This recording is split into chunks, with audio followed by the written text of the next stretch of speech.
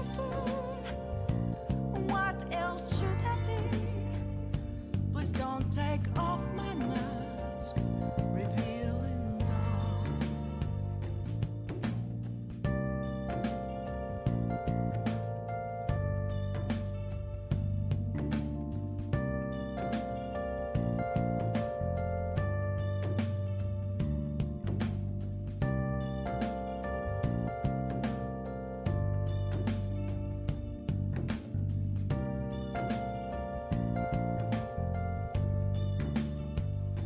Moments of calm, nothing left to be found. A mirror right in front of me, that's where I found an empty glass, reflecting that's a truth. It's telling words not to be told. I need that mask. I'm a shapeshifter. Apples masquerade, heart in both face and mind, all free for you to draw. I'm a shapeshifter, chained down to my core. Please don't take off my mask, my place to hide.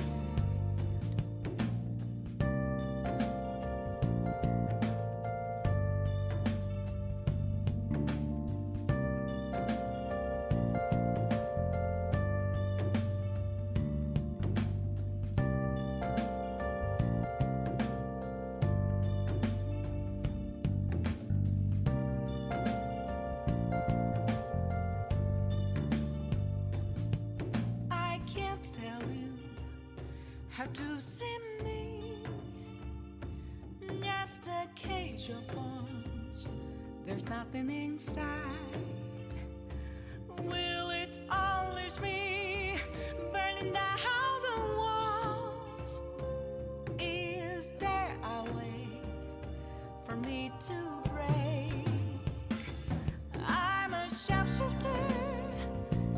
At post masquerade, heart in both face and mind, all free for you to draw. I'm a shapeshifter, have no face to show. Please don't take off my mask, my disguise.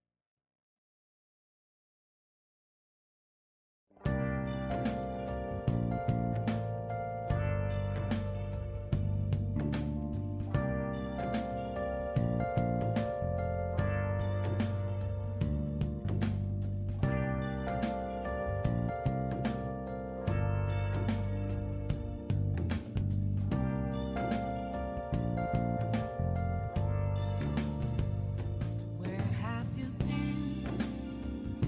Been searching all along, confessing twilight on and on, without a clue.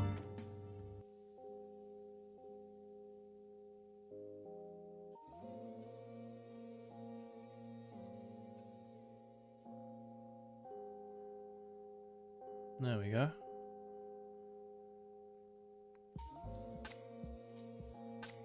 Hope you guys can't hear the music playing. Just letting it play in the headphones. Should be okay. Yeah, it should be fine. What's up, what's up, what's up?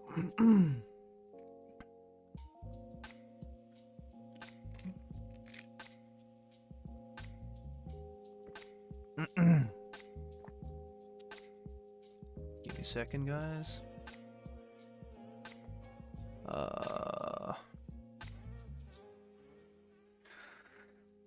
Ooh. How we all doing?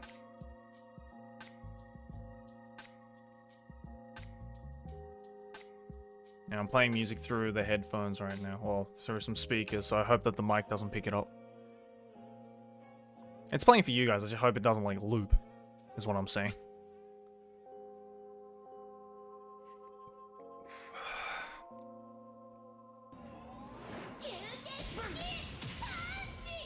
Oh, you guys definitely heard that. Hold on. Let me turn that down. That is quite loud, actually. There we go. That should be fine.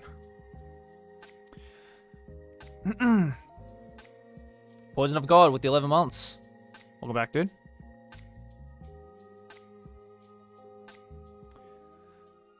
Congrats on 3 mil. Well, we haven't hit it yet. We're very close, though. I'm just calling this stream this today because I'm probably gonna hit it while I'm asleep tonight. So, the number now. I didn't actually realize how close we were until a couple of days ago. We're at 2,999,191. So we're about 800 subs away. Johan to do with the Prime thing, dude? Endurance stream? No, I don't think so. I don't think so. Just chilling, man. Just chilling. I don't know if I'll hit it tonight.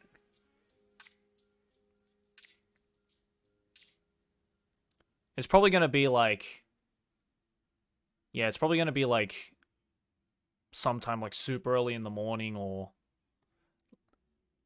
I mean, I'll hit it like definitely by the end of tomorrow. Like, no doubt. It's pretty nuts. Yeah, man. Dude, 800 people is...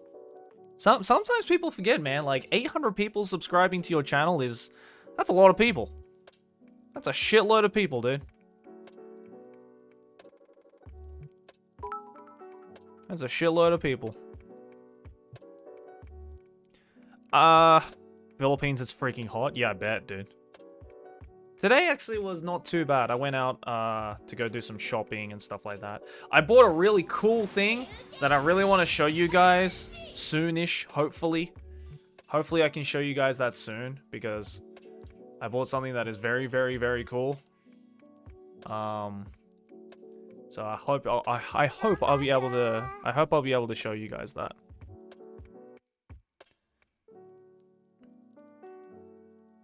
Hey, Slapshot with the 48 months. Let's go, bro. What's up, Joey? Celebrating 4 years of Twitch fandom with you. Are you getting the new Pokemon games in the coming months? Maybe, man. Maybe. I don't know yet.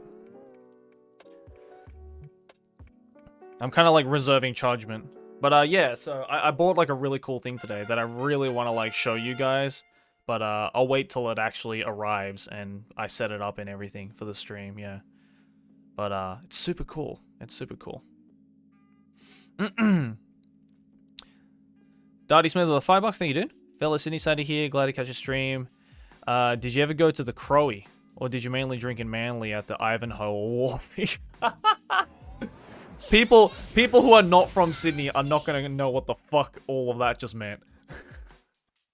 I mostly drank at like friends' places. I didn't have the money to drink out, unfortunately. I did go to the Crowy a couple of times though, because I had friends who lived around Crow's Nest. But yeah, most of the time I kind of just drank at my friend's place because I didn't have the money to go out. Dude, I'm telling you, man, dude, Australia is fucking expensive. Like, it is insanely expensive, dude. May thank you for the Prime, dude.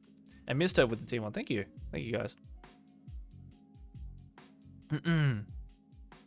Yeah, exactly. $10 for a beer, dude. Like, fuck that. And, you know, because, like, I never had, like, a part-time job or anything, you know? So... Seeing the conversions from EU to AUT makes me cringe. I mean, yeah. I guess it's pretty brutal. It's pretty brutal. Nego Sojo with the 11 months. Let's go. You'd like to visit Australia someday? Make sure to save up some money, yeah. What is the conversion rate, actually? Because when I say, like, oh, it's 10 Australian dollars, like, when you convert that to, like, the American dollar, it's not that much. Okay, so 1 Australian dollar is 71 US cents. So $10 Australian is $7. Which, honestly, is still fucking expensive for a beer, dude. It's 100 yen for a beer here. Wait, what is it in? I guess most of you guys right now who are watching this are in Europe. So let me convert that to the euro. Okay, so $10 Australian is roughly 6 euros. Is that the kind of money you would pay for a beer? 6 euros?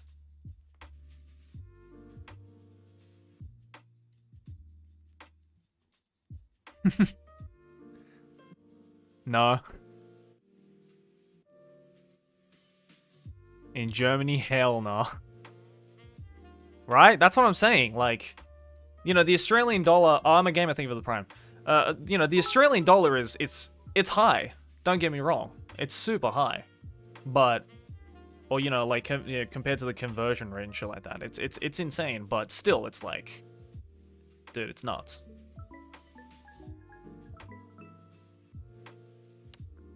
Emilion with a prime. Thank you, dude. In my country, the double Heineken is $2. What the hell's... What's a double Heineken? What's a double Heineken? Spottable virus with the prime. Thank you, dude. Welcome back. Welcome, guys. The big one?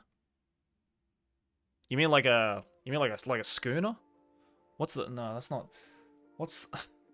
What's the non-Australian term for a schooner? Hirotara, thank you for the gift sub. Do you guys call it a schooner? Or is that like an Australian term? I never know if words I say to explain things is what you guys call it.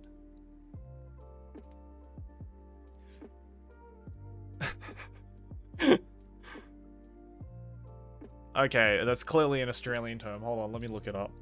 A schooner. Schooner glass. Oh, okay, the British say it as well.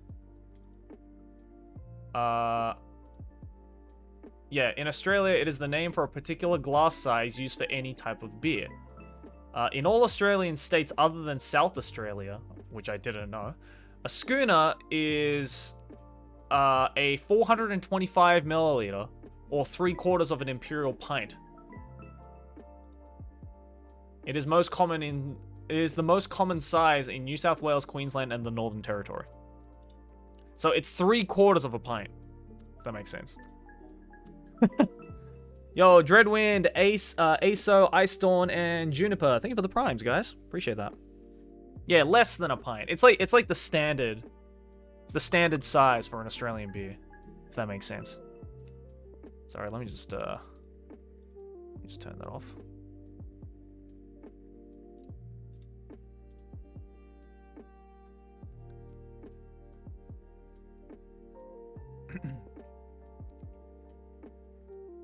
Wonderful pints.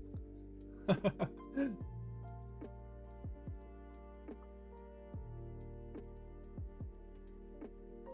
do you spell it? S-C-H-O-O-N-E-R.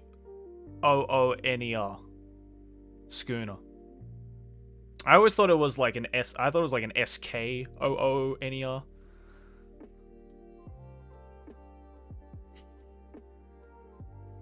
Eshays bar. Yeah, apparently it's only an Australian thing. But although they say it in Britain as well, apparently.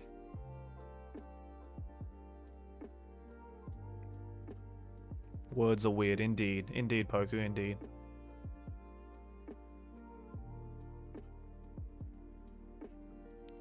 No, not a schooner. A schooner. Never mind. Anyway, the bottom line is that going out to drink in Australia is expensive. And basically, until I started YouTube, I was... Well, actually, even after I started doing YouTube, I didn't have that kind of money to go out. So I would buy, you know, the cheap shit drinks and, you know, just drink at a friend's place. Because I was like, I'm not paying I'm not paying $10 for a schooner, bro. Fuck that. Fuck that. Speaking of beer, what was your go-to beer? Carlton or VB? Neither of those. Dude, you won't... I'm sorry. You will not fucking catch me drinking a Carlton or a VB.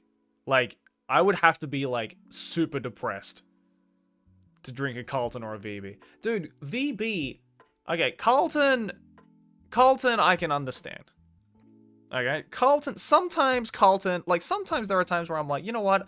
I'm feeling super patriotic. Give me a fucking Carlton. Sure, why not? If that's all you got, give me a fucking Carlton. But VBs, dude? VBs? It's like dirt water. It's like, actually, they took dog shit and just liquefied it. That's what VB tastes like. I don't know how people can drink VBs. VB is the VB is a beer brand. It's short for Victorian Bitter, but they just call it VB. Yeah, VBs are horrible. If you go to Australia, do not drink VBs. It's disgusting. To be honest, I was never really like a beer drinker. I think I said this in the last stream, but like I don't really enjoy drinking beers because it fills you up.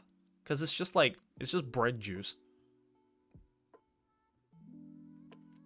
Hey, yo, is that my boy Mood on TV? What's up, dude? Wait, hold on a second. Why are you not VIP? Wait, it's like /VIP, right? Yeah. Mood on TV. There we go. What's up, Mood on? Wine is so much better. I mean, yeah, I only just started getting into wine, honestly. Yeah, boy, VIP gang, rise up. Let's go.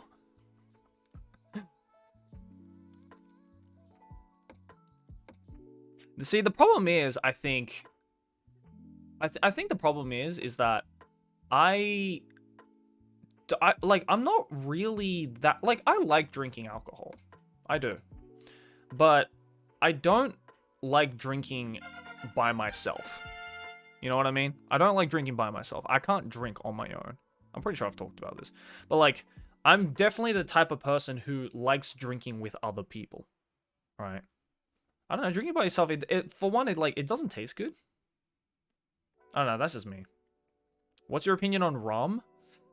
I used to really not like rum, but I think that might be because I kind of had, like, the shit rum.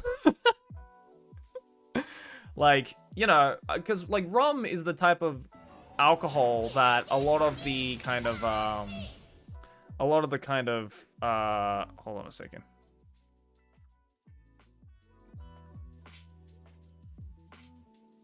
Just gonna turn that down for a sec.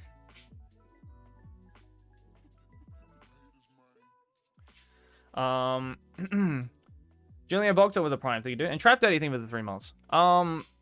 Yeah, I don't know. It's like rum is the kind of alcohol that is like, how to explain it? It's like I feel like it's not cheap. It's expensive, but like when you're, because the drinking age in Australia is 18, right? Like, I feel for an 18-year-old, rum is like the gentleman's drink. You know what I mean? It's like, it's the kind of drink where you're like, oh, you're having rum? Like, that's like the, oh, okay, trying to be an adult one step early, are you? Type of drink, right? If that makes sense. Walter Rock and Futoshi with a prime, thank you guys. Isn't that whiskey? No. See, like, because when you're 18, you're not having a fucking whiskey on the rocks. Because you can start drinking alcohol, but you're not adult enough to enjoy things on the rocks. You know what I mean? Like, I love a whiskey on the rocks now, depending on, you know, the mood I'm in and, like, where I am, how I'm drinking it, and all that kind of stuff.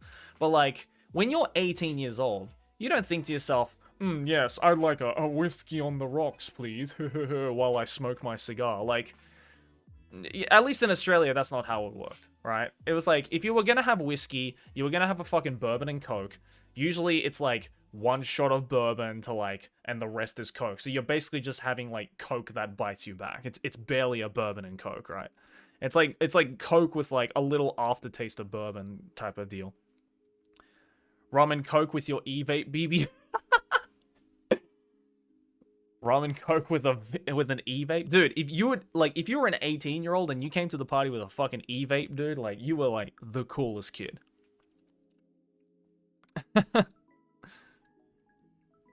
Coffin logs in with the T1. Thank you guys. Yeah, but yeah, I don't know. It's just like, what's a drink of choice to pair with a meal? Depends on the meal, right? Because, like, you know, if I'm having, like, some meat, you know, maybe like a steak or something, or, you know, any kind of, like, fancy meal, if I'm at a restaurant, I usually go for a nice wine. But then if I'm, you know, at a fancy sushi restaurant, I'll pop in a little thing of sake. Give me some nice sake with that shit. If I'm, you know, at an izakaya and I'm having fucking fried chicken or whatever, slam down a beer. You know, if I'm at a fucking cigar bar or some kind of like really fancy like bar or something like that, I'll have a whiskey on the rocks, you know. And then if I'm, you know, kind of out with the boys or, you know, hanging out with some friends at like a nice place, then, you know, I'll take a cocktail. I'll treat myself to a fancy cocktail. That's the thing. I like a lot of different types of alcohol. It's just, it really just depends on where I'm having it and how I'm having it. You know what I mean? Goon bag? Nah, fam, you won't catch me with a goon bag. You will not catch me with a goon bag. Maybe when I was like 18, but Goon of Fortune? Ugh. Horrible. Is this, by the way, is this a Q&A? I don't know. You know, it can be if you want. Just chatting with you guys, you know? Just hanging out. We're just hanging out. I don't want to keep having to, like, refresh my fucking YouTube page. But for those of you who are just coming in, we are at 2,999,233. So yeah, I don't think we're gonna hit it this stream, but you know, a little preemptive celebration maybe. I might stream tomorrow, I don't know. But if in case I don't, then hey, preemptive, yeah, we hit 3 million stream, I guess. Isn't it weird that okay, so like the reason why I found out about this.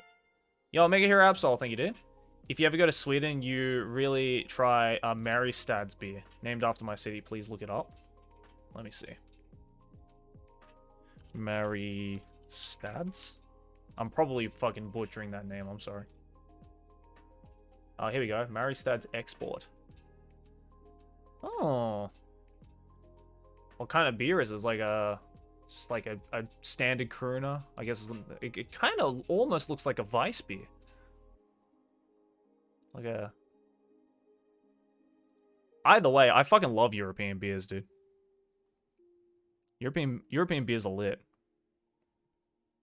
God, I want to go fucking travel again, dude. Holy shit. But yeah, what was I saying? Oh yeah, is it weird that... Okay, so... like, last Trash Taste recording, so last, like, Tuesday...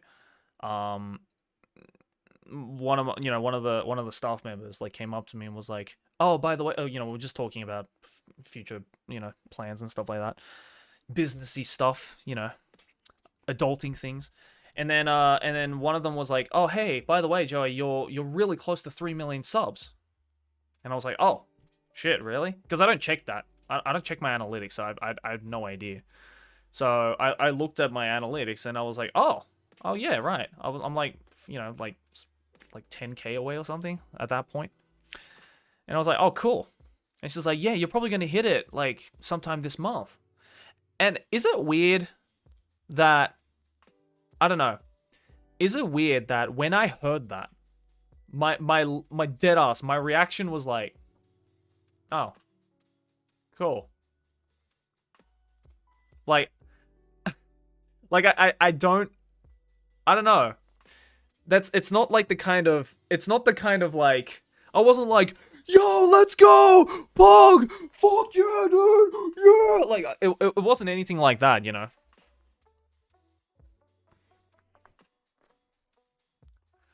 Like, because, you know, Because when I hit like 2 million subs, I was like, all right, sick. Very good. Very nice. That's pretty good. That's pretty poggers. And 1 million subs, I was like, we did it, lads. We fucking did it. Like, the big mill. Holy fucking shit. I can't believe I made it. But weirdly enough, the most hype I ever fucking got about any subscriber milestone in my YouTube career was 100K. Like, when I hit 100K, like, I dead ass cried. No cap. Dead ass. I fucking cried when I hit 100K. And it's like, and I thought about it and I was like, that's really interesting why that is. Like, I don't know. I wonder why.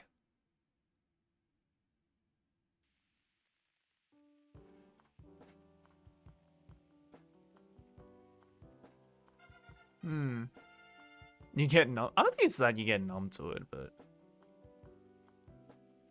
Who's your favorite Persona 5 waifu? Mine, Sainijima. I like Makoto, man. We can share the sisters. You can have Saya and I'll have Makoto. Maybe it's the age thing? Is it? I don't know. How old was I when I hit 100K? God, I don't even know. When did I don't even know? I don't even remember when I hit 100K.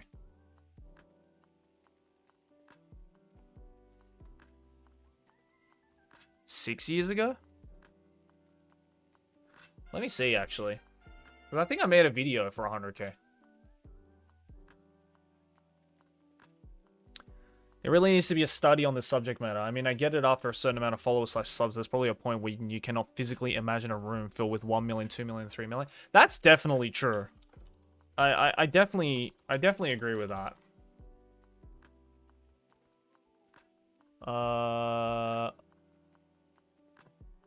Is this it?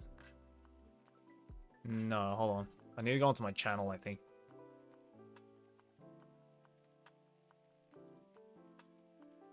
Let me see. Oh, here it is. June the 4th, 2015. That was 5 years ago. I hit 100,000 subs. Damn. 5 years ago. Blue, thank you for the prime. Hey, man, what'd you do? What's your thoughts on 4X or Northers? Because up north, that's the most popular. 4X is okay. I've never had Northers before. Oh, yeah, 6 years. My bad. Jeez, I forgot. It's fucking 2021. My god. Yeah, so 6 years ago, I hit 100,000 subs. Yeah, I made a video on it called 100,000 Strong. It doesn't even appear when you type in the anime man 100,000 on YouTube, so I don't know if you guys will ever be able to find this video, but it has 21,000 views. And I just made like a quick vlog saying like, we hit 100,000. And I was like, so like, I'm really calm in the video, but that's because that was after the initial like, yeah! Rikaya with a tier 1. And Ozymandias works with a prime. That you did? I think you did a stream that night too. Yeah, dude, like, fucking Rune's been with me the whole goddamn time, dude. She's the real OG right there. Yo, she the real OG. She's like one of my oldest friends, and she's still around today. That's why I fucking love her.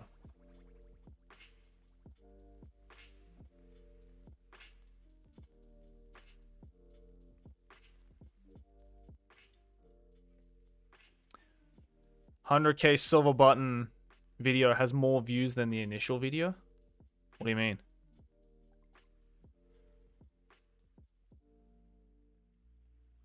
Oh, you found it? Simping for that hairstyle? What, this one? You like this hairstyle right here? I just woke up from bed even though it's 9 PM hairstyle? Ooh la la. Yeah, I don't know. I think it's because like, yeah, I think Dreaming might be right though. I think it's the fact that it's like, I don't know, 100,000. I don't know though. Could it be that? I mean, it's definitely like impossible to imagine 1, 2, 3 million people in a room, you know, like looking at me and staring at me and listening to what I'm saying, right? Like that's hard enough. That's hard enough to imagine already. But then like 100,000 is still really fucking difficult. Like 100,000, like there's barely any like stadiums, like sports stadiums that can fit 100,000 people, you know? Yeah, that's like 100K is like the biggest fucking sports stadiums in the world getting filled up, right? Like, I think the SCG can hold like 150,000 or something. And I've been to the SCG. It's huge. It's fucking massive. I've seen 100,000 people in a stadium before. I've been in a stadium with 100,000 people before. It's massive. 3 million is a small country population. Well, I mean, fuck, like, I think I have, it's scary to think that I have as many subs as a lot of European countries. I think Finland has like less than 2 million people that live there. But you know what I think it is? I think it might be, I thought about this after I kind of caught myself, to be like, oh, Finland has 5 million? My bad. I apologize, Finland. But you know what I mean. There are small countries in Europe that have less than 3 million, is what I'm saying. No disrespect, Finland. You know I love you. I've been to Finland twice, alright? I'm basically Finnish. But, what was I saying? What was I saying again? Oh, yeah. Like, I thought about it after I kind of caught myself reacting that way, of just being like, huh, alright, cool. That's pretty sick. Anyway, you know, kind of thing. And I think it might be because I think the reason why 100K was like the point of like Pog was the true Pog moment is because I think for a lot of YouTubers, 100K is the difference between doing YouTube as just a hobby that pays and being able to do it full time. Like, I feel like I'm not saying that if you hit 100,000 subs, quit your job, quit your school, and pursue YouTube in real life, right? Like, I think just like as long as you have like a healthy kind of viewership, I think 100K is the point where like it starts to get serious. You know what I mean? It's the point where it's like, oh shit, this isn't just a hobby anymore. Like this could almost become a job kind of thing, you know? Like I never dropped out of uni. I probably finished my degree before I moved to Japan and started doing this thing that you're watching me do right now. And I think at that point I had like 500,000 or something. But yeah, like I feel like that 6-digit barrier is the point where you start to be like, ooh, okay, could this be a thing?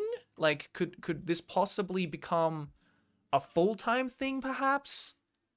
I don't know. You know? Is uni worth it? Well, if you want, you know, your chance at a stable income, then yeah, probably. But here's the thing, right? Like, uni, I'm glad I went to uni because uni, I feel, to me, taught me personally a lot of just like really good life lessons and really taught you to like really be independent. I feel like uni, of course it depends on the uni you go to. I went to Sydney University, but like my time at Sydney Uni, like not so much like, of course, you know, like the shit I learned in fucking school and whatnot, like is you know, it was handy. I learned how to video edit and audio design and do animation and music design and, you know, bunch of skills basically that I use as in my job now, right? Like doing this whole uni thing, doing this whole YouTube thing. Like it definitely worked out for me. But, you know, I think more than anything, uni for me taught me just how to be an adult and like take care of myself and really be fucking independent. Because like high school, like look, high school kids, especially in like the higher grades, like, you know, 10th, 11th, 12th grade, they might think they're an adult. But you're not a fucking adult. You're still a kid in high school, right? And I feel that really sunk in for me when I entered uni. Like I was like when I was in year 12, I thought I was like the fucking man. Dude, thank you for the fart. I thought I was like the fucking man at year 12. I was like look at all these children surrounding me. I'm the most adult one here. I can start calling, you know, teachers that I like and teachers that like me by their first names, you know, like, damn, this is some adulting shit right now. And then you enter uni and immediately you become that 7th grader again. Like you immediately become the lowest again. And you think to yourself, oh, yo, I wasn't an adult at all. I'm a fucking child. I just reached the starting line with this shit. So, yeah, like, that's what uni did the best for me. The uni made me realize I'm a fucking child, and that adulting is a million times harder than any high school kid could ever fucking imagine. Junior Cannibal with a donation. Sorry, I just missed that. Albania, Lithuania, North Macedonia, Slovenia, Latvia, Estonia, Montenegro, Luxembourg, Malta, Iceland, and a few more have less than 3 million people. Jeez, you fucking looked that up. How does it feel to have more subs than the population of your editor's country? Yeah, Mudan, how does it feel? How does it feel, Mudan? I own your country. I couldn't even say that with a straight face. So, yeah. If you're watching the stream right now and you are from Albania, Lithuania, North Macedonia, Slovenia, Latvia, Estonia, Montenegro, Luxembourg, Malta, or Iceland, then I own you. I'm just kidding.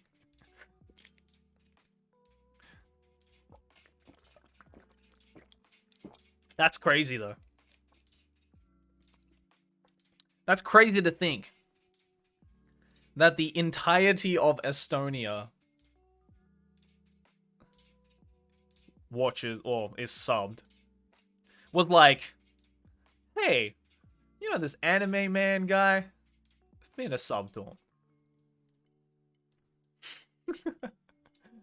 That's crazy, man. Yeah, I'm very humbled by it, though. Thank you.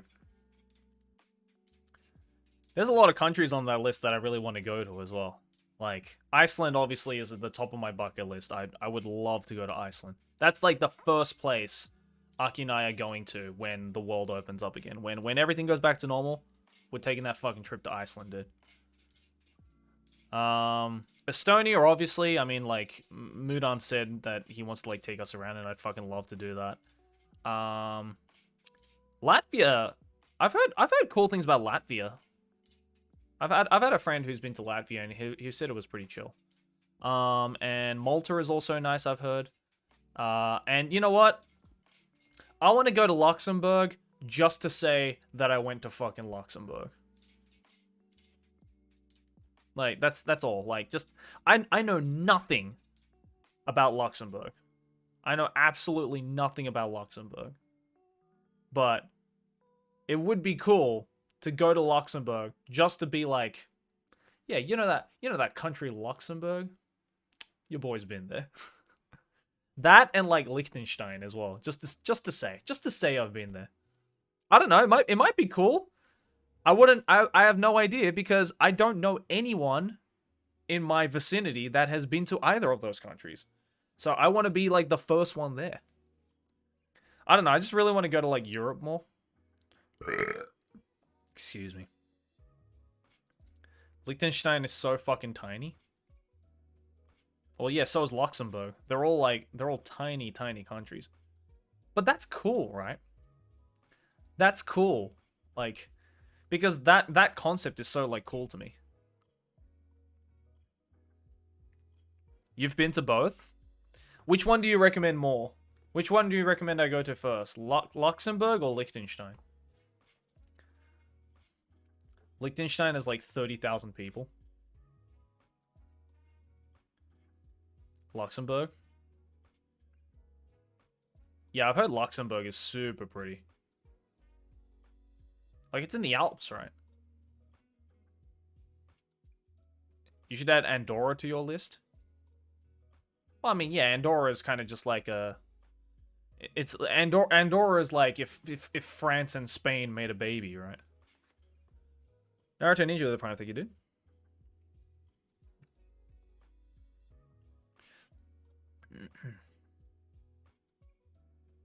Yeah, I just like a tiny baby, a tiny like bean of a baby. No, it sucks because like last year, was it last year? Yeah, last year. Last year me and my family was supposed to go to Europe. We were supposed to go on a Europe trip for my dad's 60th birthday. But obviously the big old COVID Chan was like, no, no, no, no, no. And then obviously we had to cancel it because all the hotels got canceled. So, yeah. And that trip we were going to do, like, basically explore, like, because my dad's side of the family, my non-Japanese side, is all from East Europe. So, and I've never been to East Europe in my life. Like, the most east I've been in Europe, not including Finland, is Italy.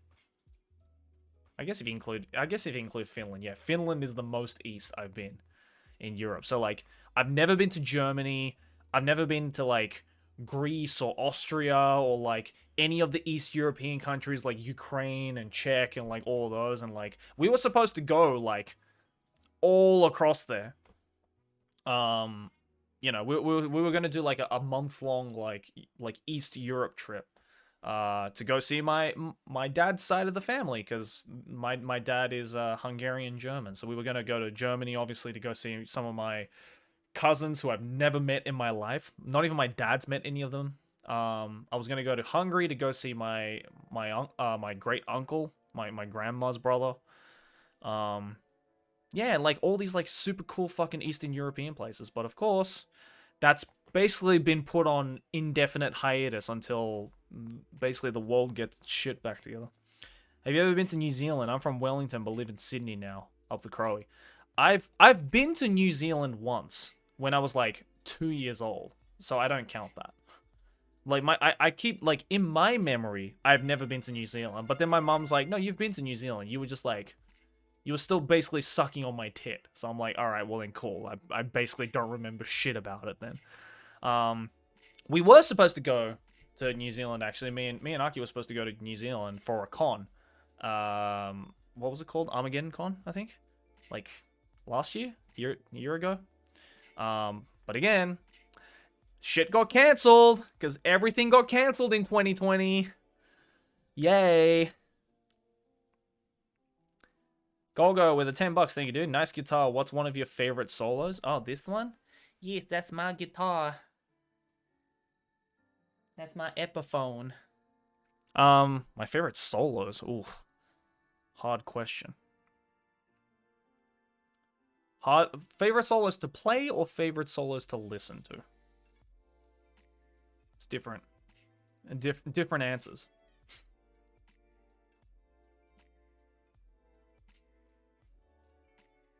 Appropriate name for the con. Yeah, I know, right? It's very ironic.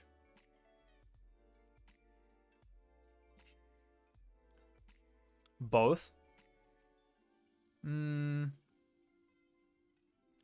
favorite solo to play is probably Money by Pink Floyd. And my favorite solo to listen to is...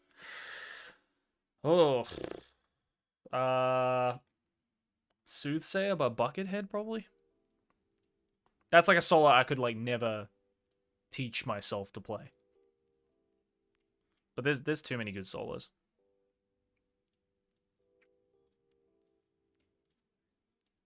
Yeah, money. The solo for money is just super fun to play. And like I've taught myself the solo for comfortably numb as well, but long time ago. The Philippines is just fucked by COVID right now. Where isn't fucked by COVID right now? Isn't money in like 7/4? I mean, the main part of the song is in 7/4, but the solo part is in 4/4 because David Gilmour doesn't know how to play a solo in 7/4. That's why they changed the solo segment to 4/4 because he can only play solos in 4/4. Did you know? I mean, you know, at least he's being honest, right? And it came out, and you know, fucking great solo came out of it, so fucking who cares, right?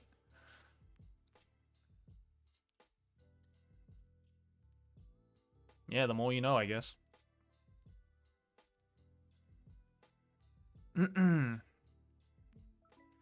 Bro, Sydney's in lockdown, 600 cases for fuck's sake. Yeah, I know. I was actually talking to my parents about that today.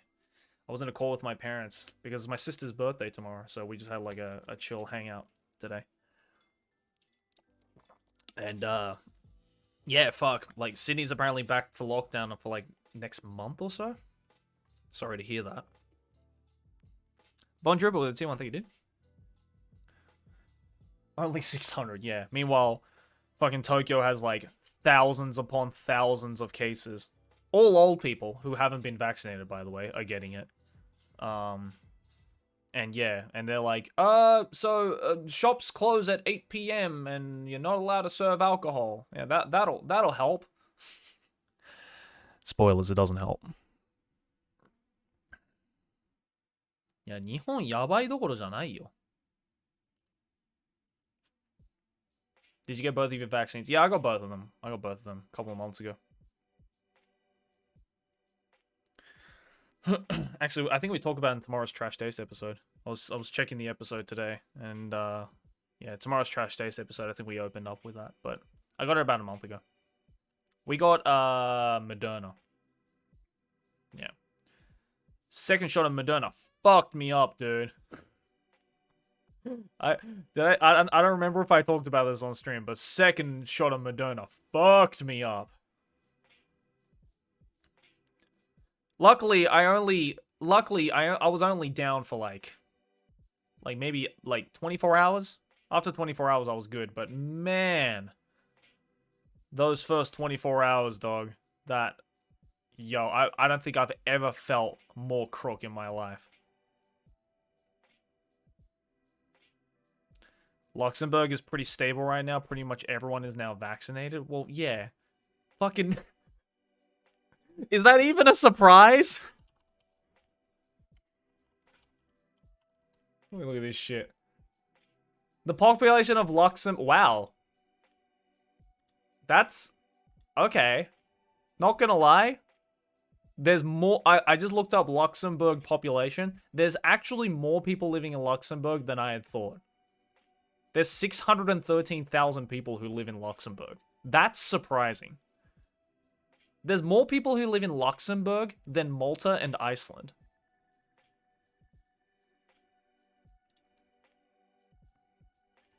Oh, but only about 10... Yeah, about 10 years ago, there was 500,000 people, and now there's 613,000 people. So Luxembourg's population is doing this. Yeah, I was about to say, I'm like... Dude, like, there's probably barely any people living there, so I don't think it's a surprise to anyone that the country is back in control, right? Like, and I mean, look, even regardless of the surprising statistic we just found out about the population of Luxembourg, right? Like, it's still only 600,000 people. Japan has 124 million people that live here on this tiny fucking island. So yeah, it's not as easy. Also, Europe, like, you know, Europe did like a decent job compared to Japan, especially to like get everyone to actually vaccinate. Meanwhile, here, all the old people are like, no, we don't believe in the vaccine. And then they wonder why the country's not back to normal. Like fuck, COVID's just gonna be like, and get the fuck out, you know, one day. You into any noise music, Joe? Yeah, I love noise music. They don't want 5G. I know. They don't want that 5G, man. They're missing out.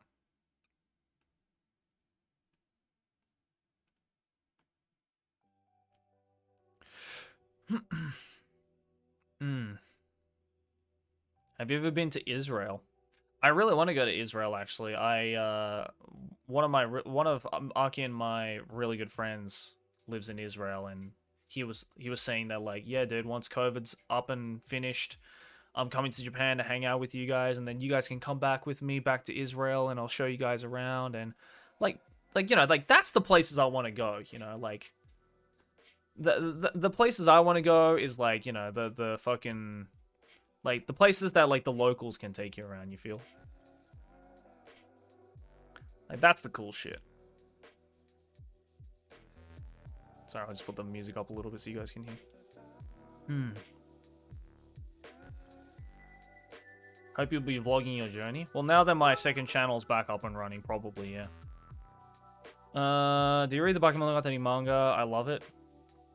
Yeah, I mean, I collect them.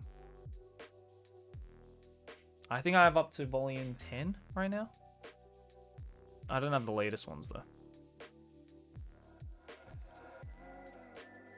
Do you listen to math rock? Of course.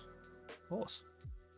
I probably listen to every genre of music out there. I don't think there's really a genre of music I don't listen to actively. Degent? Sometimes. I had a Degent phase. Not so much nowadays, though.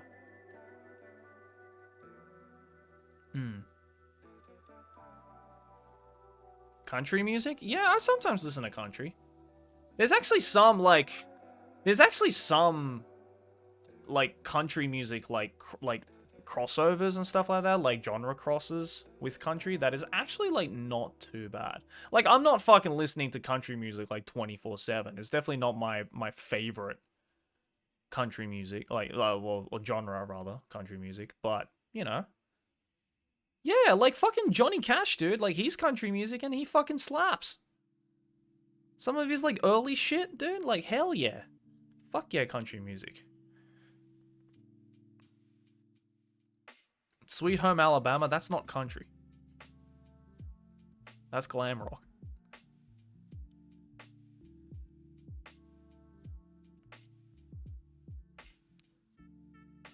Yeah, dude. Johnny Cash slaps, dude. Just some sampling with the T1 that you do. Grime? Like UK grime? Like things like Stormzy and I listen to quite a bit of Stormzy. I've listened to all of Stormzy's albums.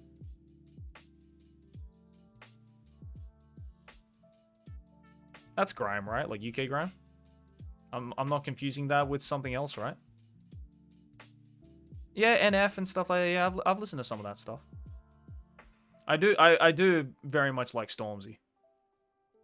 He's pretty sick.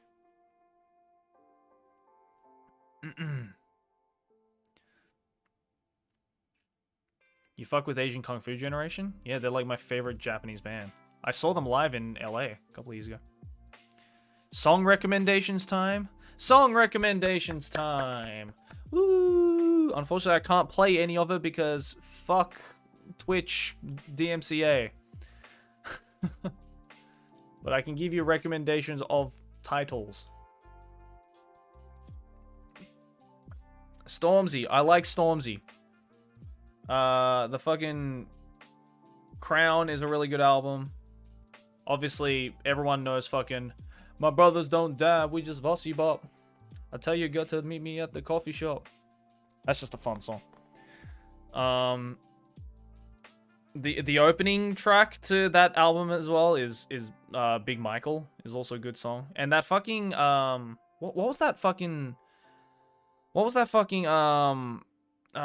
single that he brought out that's not on any album yet? Sounds of the Skeg, I think it's called. Do you remember that lyrics are DMCA? Fuck off, really?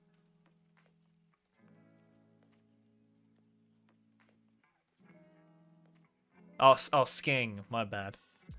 Yeah, Sounds of Skeng. That's a banger. That song's a fucking banger. What's the progression? I don't know. It's pretty slow.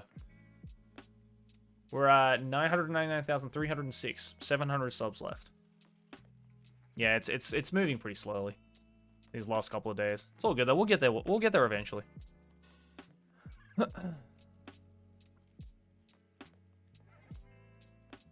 If you sing them good enough.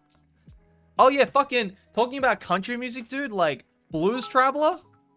Y'all listen to fucking Blues Traveler, dude? I guess, is that country? No, that's more blues, isn't it? I guess it has like a slight like country twang to it in some songs. Like some Blues Traveler songs have like a slight twang to it. But like I think that's more, you know, I mean, name suggests it's more bluesy, I guess. But dude, Blues Traveler, dude, like that band fucking slaps hard. Fucking Run Around. That song slaps. What's your hottest music take? What's your hottest music taste? What does that mean? Hottest music. I know hottest music take. Like a bad opinion, if that's what you mean. The hook? What for Blues Traveler's Runaround? Blues Traveler's Runaround is like oh fuck, how does it go? It's like, buddy, yeah, oh, you wanna give me a run around? It is surefire way to speed things up when all it does is slow me down. Oh, it's such a dude. It's such a banger. Please look it up. Look up the song. It's such a fucking banger of a song. It's such a fun song to sing.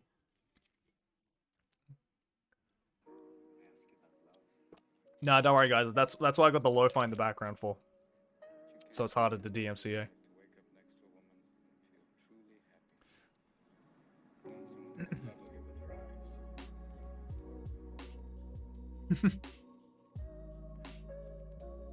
Any favorite rap artists? My favorite rapper right now is probably Earl Sweatshirt. Earl Sweatshirt,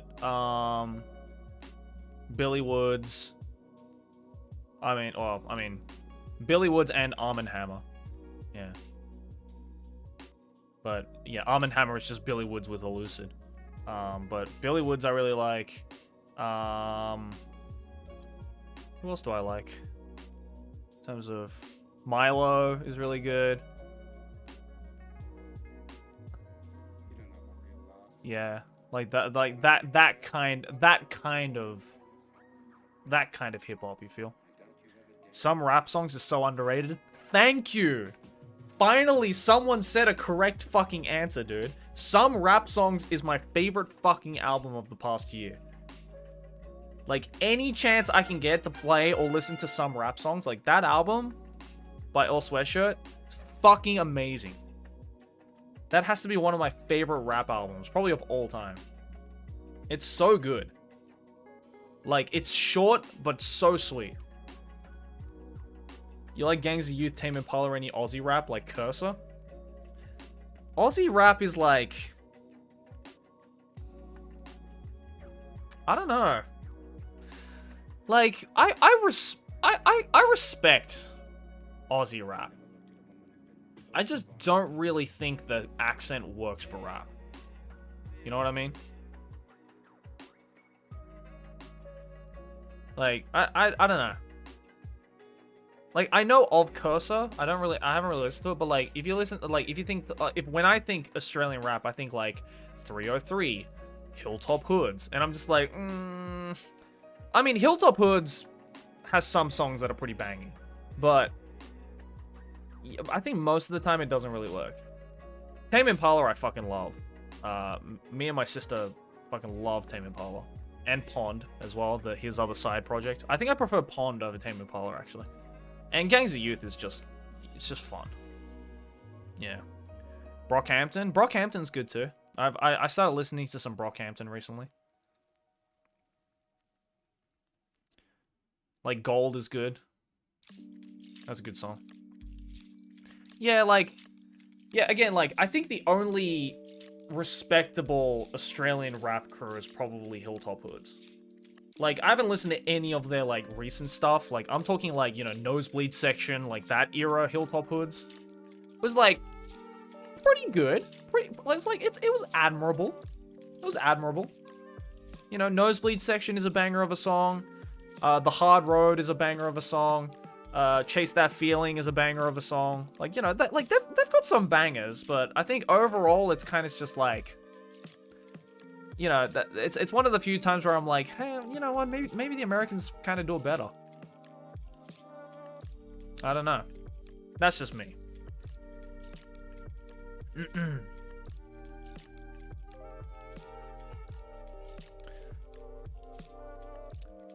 K-pop? I'm sorry, I never got into K-pop. I've never got into K-pop, I'm sorry. I tried, man. I tried really hard. I tried so hard to get into K-pop. It's just not for me. I just don't listen to pop music, dude. Like, in general. It doesn't matter what country it's from. I just don't listen to it.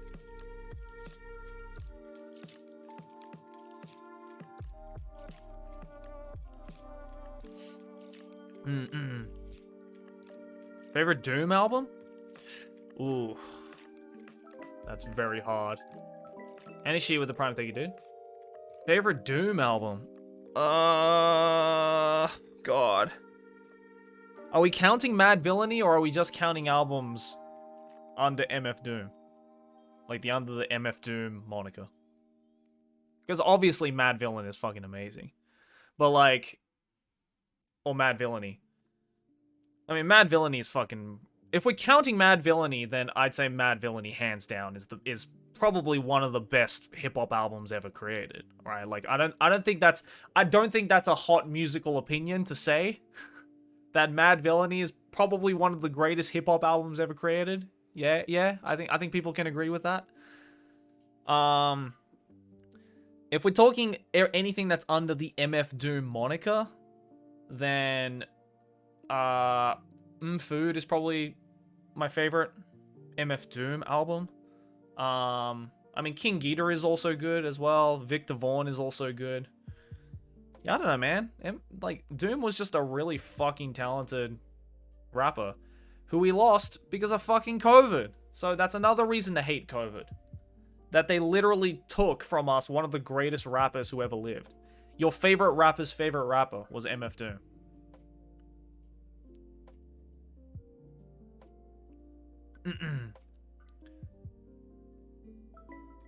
Well done with a Prime, thank you. Sophie? I've listened to some Sophie songs. It's cool. It's cool. I dig it. I wouldn't personally put it on myself, but if it's playing at a party, I'll be like, hey, alright. This shit's pretty poppin'. Yo, Curly, thank you for the gift sub, dude. Yo, what's up, Curly? You lurking, bro? Why you lurking, bro?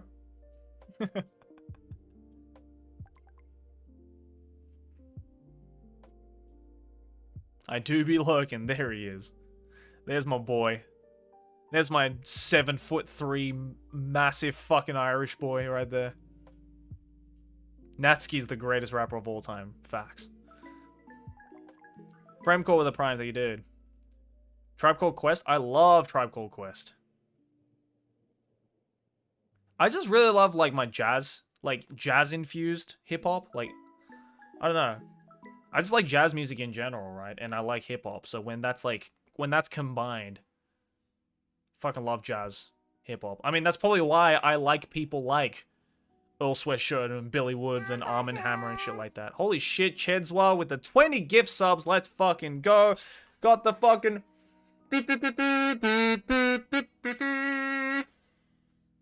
Had to bust out the kazoo for that shit. Thank you, Chedswell. Coming in hot.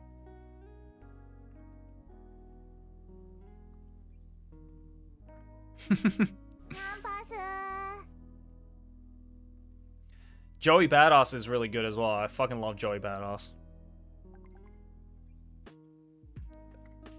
I actually like Joey Badass's, what album is that I like from him? It's like one of his first ones when he was like 16. 1989, I think it's called? Or 1991, something like that? What's the name of that album? 1999, that's it. Yeah, that album's fucking awesome. And he made that when he was like 16 or some shit. It's crazy. Super talented rapper. Like, listen to, what is it? Survival Tactics? With Capital Steez. Like, that song fucking slaps. Oh my god, that song slaps. That song goes so hard. Like, Steez was a fucking amazing rapper as well, who unfortunately killed himself at a very, very young age. But my god, all those guys were so talented. What album disappointed you the most? Ooh. What album disappointed me the most?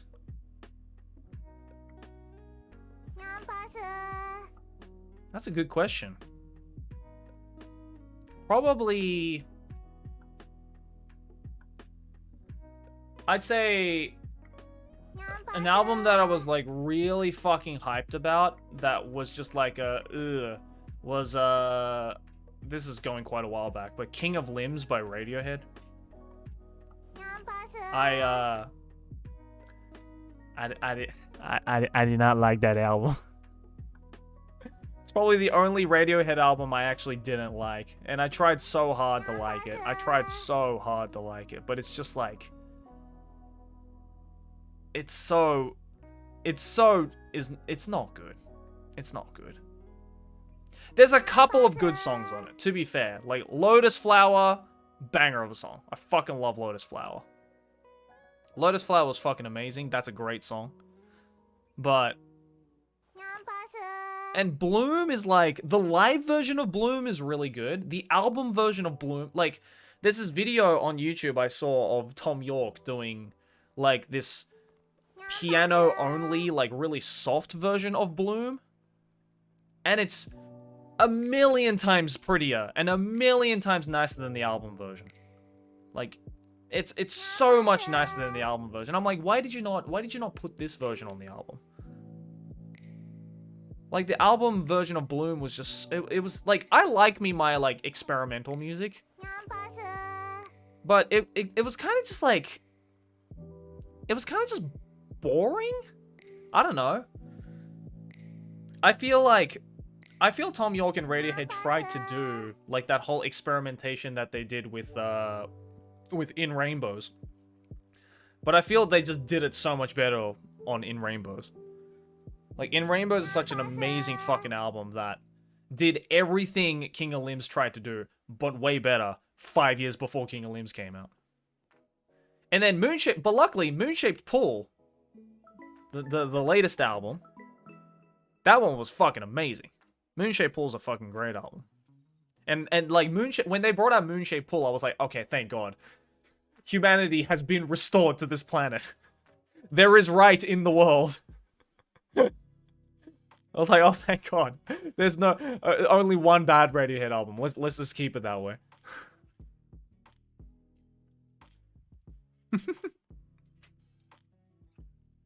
You planning on getting LASIK? I don't need LASIK. I have 20/20 vision. These don't have any oh god, that's a bit dirty, isn't it? My bad.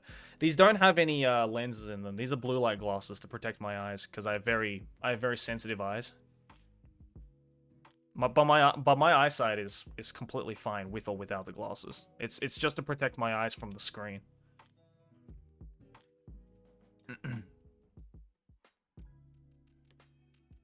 My music taste is mostly metal, except death and black metal.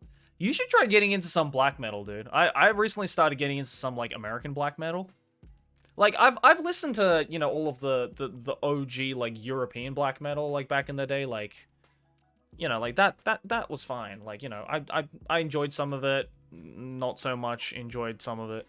But then I found out, oh, there's American black metal as well, which is kind of like taking black metal inspirations, but kind of putting it into, like, a twist.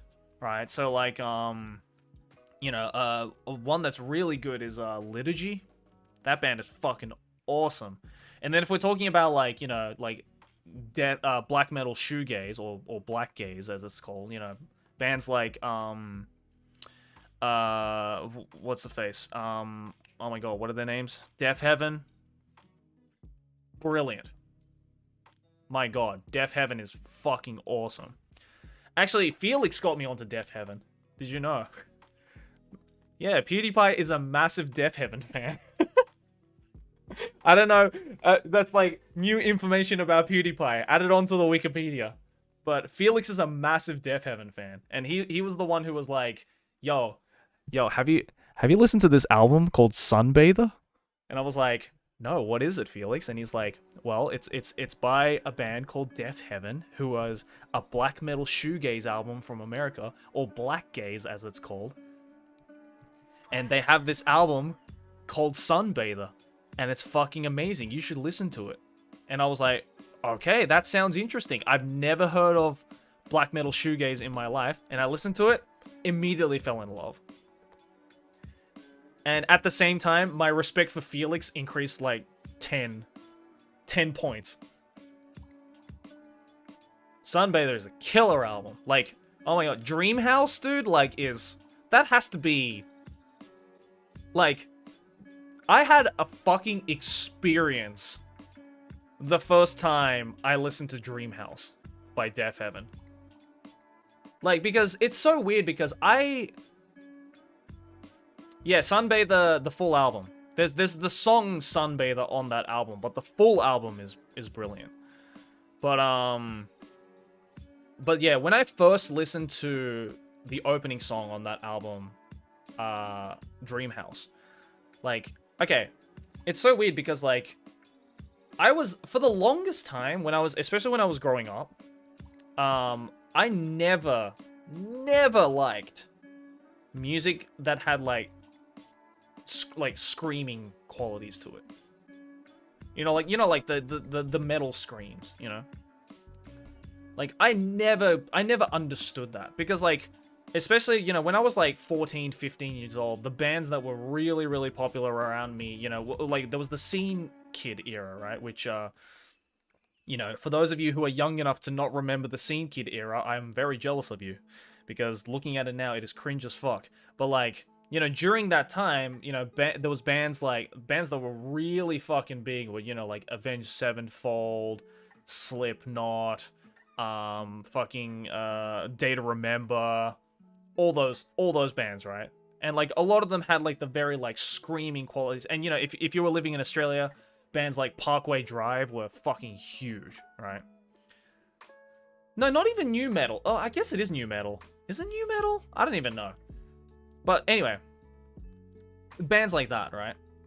And like, I never liked that shit when I was like 15, 16 years old. It might have been because it's metalcore. Yeah, that's the correct word for it. Metalcore. It's metalcore. Or post-hardcore, yeah. Post-hardcore, metalcore, somewhere around there. But like, you know, I think it's because I couldn't escape from that genre of music when I was like 15, 16, that you know when like something gets too popular and then your first instinct is to be like, I hate it, I don't understand it, get that shit away from me. Yeah, like everyone goes through that period in their life, if they're not currently going through that period in their life right now, right? It's like suddenly you're just like, nope, get it out of here, I fucking hate it, I don't even want to try it out, shut it out, it's all shit, kind of thing. So I would like my music taste was very limited back then, I feel. It was very limited back then, where like I only liked, you know, the old school shit that like I grew up with, you know, like stuff from like the 60s and 70s and all that. I was like, yeah, this shit is fucking cool, blah blah blah, all that kind of stuff. And then I kind of like, after a while, and I think this is around uni. When I got to like around uni, I started to be like, you know what? I'm kind of running out of music to listen to. And I always want to like, and at the time as well, I was in a couple of bands. So like, I thought, you know, what's the best thing to do when you're trying to write music is you listen to a lot of music, right? Same concept as you want to make YouTube videos. Well, you better watch a lot of YouTube videos to get good at it, kind of thing, right? So I listened to like a shitload of different music, and then I stumbled upon that type of music genre, like the metalcore, post-hardcore, that kind of stuff, right? And I was like, all right, you know what? Maybe I wasn't fair to you. Maybe I wasn't fair to you. I'll give it a go. So I listened to some Slipknot. I was like, oh, Psychosocial? Pretty fucking good song, actually, now that I get used to the screaming. Okay, some songs, pretty alright. And then I listened to some Avenged Sevenfold. I was like, okay, you know what? I think I'm starting to understand this. Listen to some of Day to Remember. Okay. This is kind of good. And then I think the point where it turned for me was when I really started to get into Maximum the Hormone. Like, Maximum the Hormone, I think, made me realize, you know what? This, like, screaming shit that I thought sucked, actually kind of fucking amazing. And, like, you know, obviously, you know, everybody got into Maximum the Hormone because of the fucking Death Note opening and ending, right? As did I. I'm not even gonna hide that fact. Of course. I think everybody got into Maximum the Hormone because of the Death Note opening and ending, right? Of course they did. Of course. Right? But unlike a lot of people, I didn't just stick with the ending and opening. I went and fucking got their entire discography. I went all the way back to their first album, listened to that shit in order until the very end, and then I was like, you know what? Maybe I do like this band. Maybe I do like this kind of music. You know what? I think now this music is kind of fucking cool. And then that was amazing because that opened me up to so much more music now. Because guaranteed, right? Guaranteed, if I had never done that, and then someone played me Dream House by Death Heaven, or fucking, you know, any song by Liturgy, for example, I would have been like, what the fuck is this shit? This shit sucks. Get this shit out of my face. Fuck that. Yo, Justin, what's up, dude?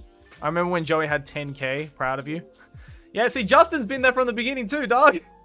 Both Ruin and Justin's been there from the fucking beginning, man. Ash Veneral with the 6 months, dude. Have a great day, my man. Thank you, man.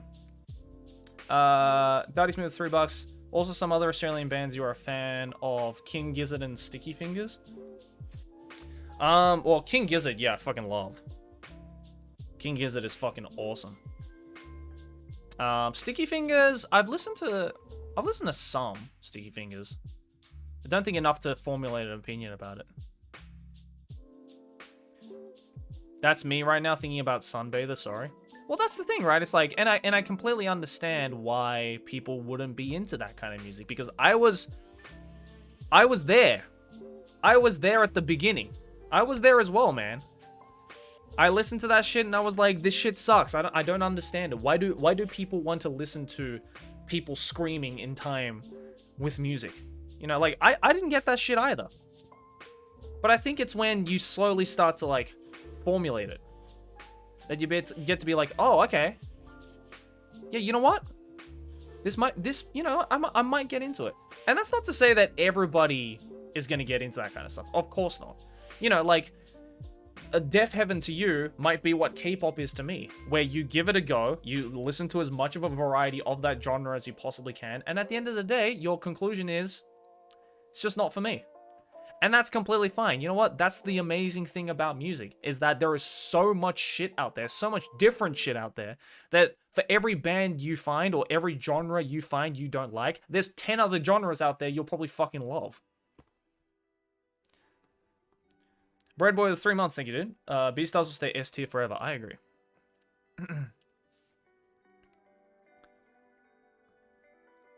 But, yeah.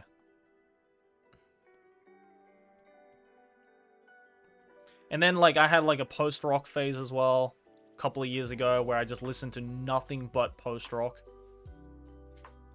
That year was weird for me. That was, like, what, 2018? 2018 for me, I think 2017, 2018 for me was the year where I listened, I think I only listened to industrial metal and post-rock. The weirdest combination of music. Industrial metal and post-rock was all I listened to. Yeah, like Godspeed You Black Emperor, of course.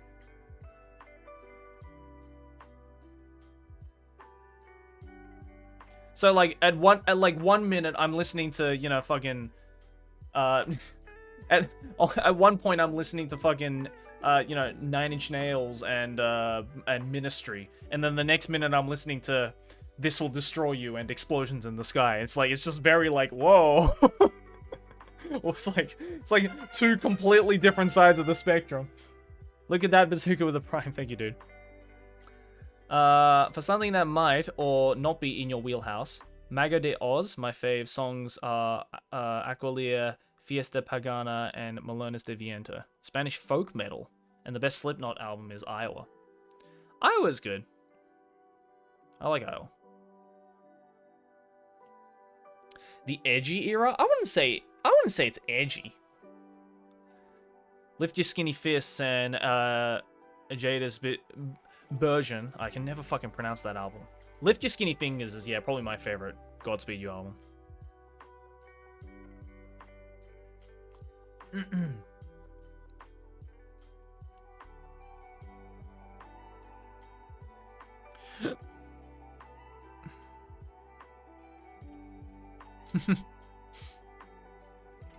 Linkin Park? I don't know. Linkin Park. I like Linkin Park. I like what I've heard from Linkin Park. But I'm not going to pretend to have listened to all or everything that Linkin Park has to offer, you know.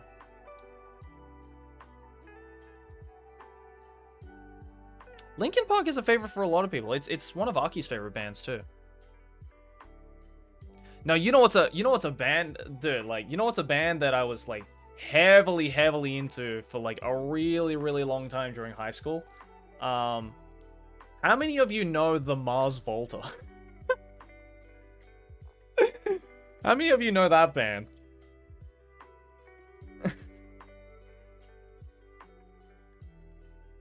Oh, no. Tool was like, of course Tool. I've always loved Tool, but like... okay, okay. A surprising amount of people know Mars Volta. Yeah, dude. Yeah, yeah, and At the Drive-In as well. Yeah, Mars Volta though, man. Like, God, I was so into Mars Volta. I'm still into Mars Volta.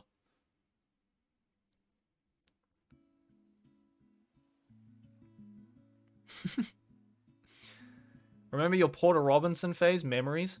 What do you mean Porter Robinson phase? I still like Porter.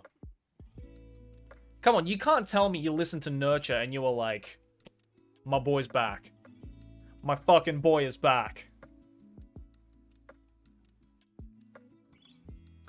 I actually just learnt how to play, or I just actually, for the past couple of days, I've been thinking to record a cover of Wind Tempos from that album by Porter Robinson. And maybe, I don't know, I might record it and put it up on my second channel or whatever.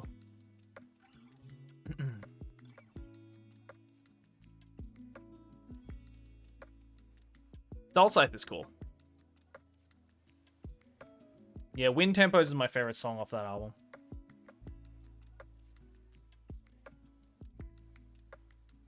I'm just so happy I get to see Genesis this year. You get to see...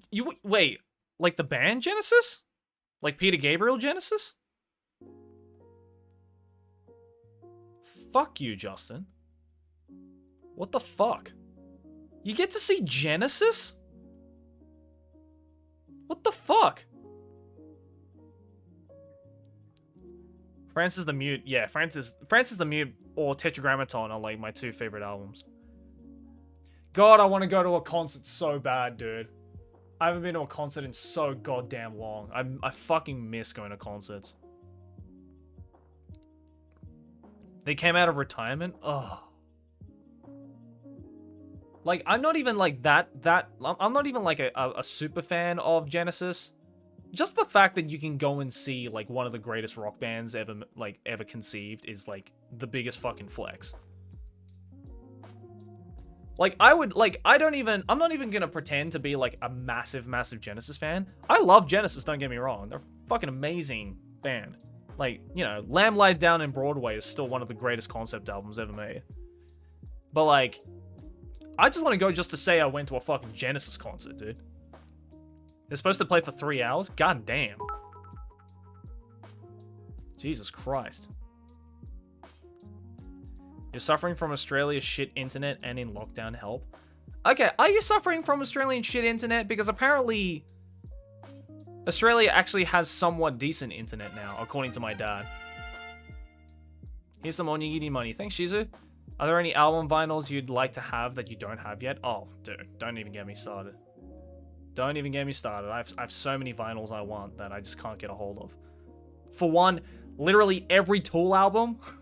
Actually, no, I have Undertow on vinyl. But every other Tool album, I don't have on vinyl. I'd like that. That'd be nice. Okay, yeah, but as I was saying, apparently, I was talking to my dad about this the other day. But Australia, at least Sydney, doesn't have shit internet anymore. It actually has somewhat decent internet, especially when you compare it to what it was when I was living there, like 5 years ago. Because I made my dad do a speed test, right?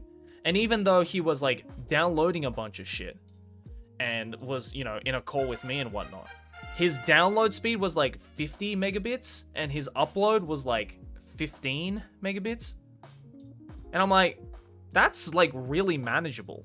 In fact, that's actually pretty good, considering what it was when I left Australia. So now, finally,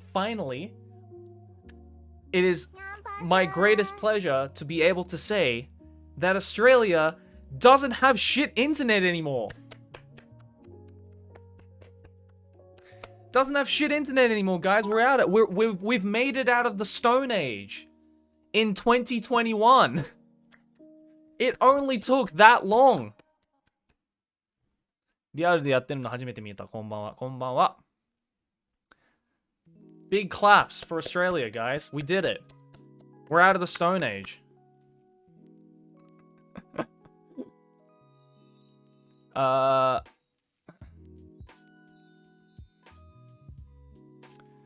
Joey. My cousin has a birthday coming up and we are making a video for him. Can you wish him a happy birthday in Japanese? Would be cool. His name is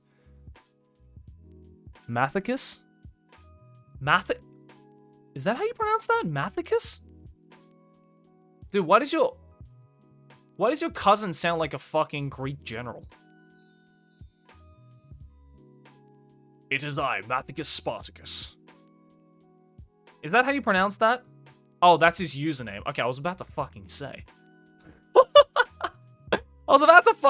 I'm like, that's such a fucking cool name. Mathicus. That's like some biggest dickus energy. Biggest dickus. Mathicus. Yeah, happy birthday, Mathicus. Hope you have a good day, bro. Mathicus Spartacus.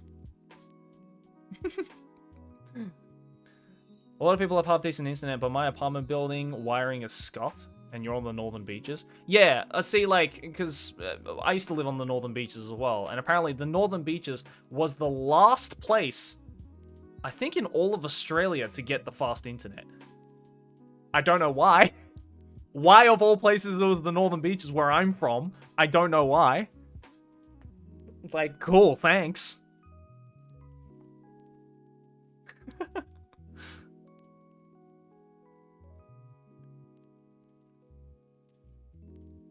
I'm not going to play the piano right now because it's like 10 p.m. and I don't want to make too much noise. But maybe in a future stream, we will do a piano stream. So stay tuned for that, I guess.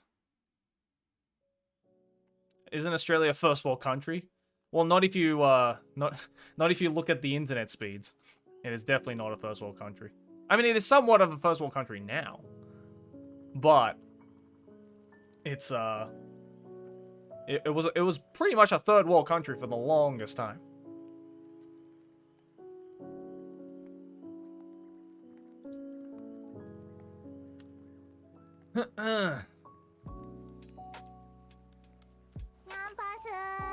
Yo, Curly, thank you for the 5 gift subs, dude. You didn't have to do that. Thank you, though, man. Wait, so Australia has good internet now? Yeah, dude. It has, like, decent internet now. Who would have fucking thought?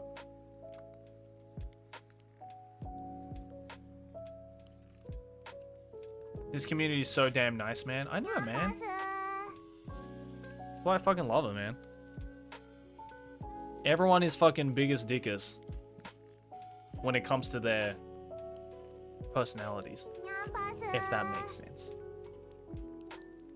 Do you know how to play One Summer's Day? I mean, I know the chords to it.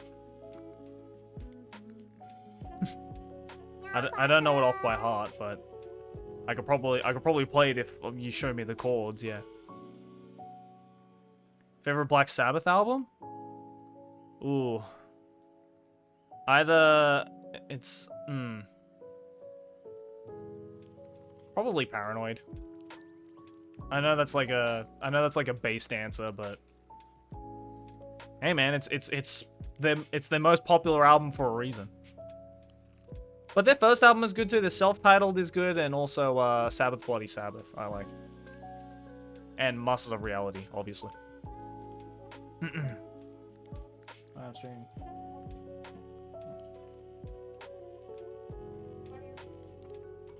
No, I will though.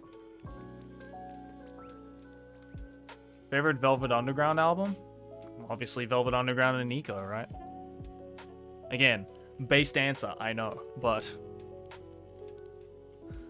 I had a poster of Velvet Underground and Nico in back when I was living in Australia for the longest time. And now my background is this. And a bunch of wires down there, but don't worry about that. I'll clean that up later.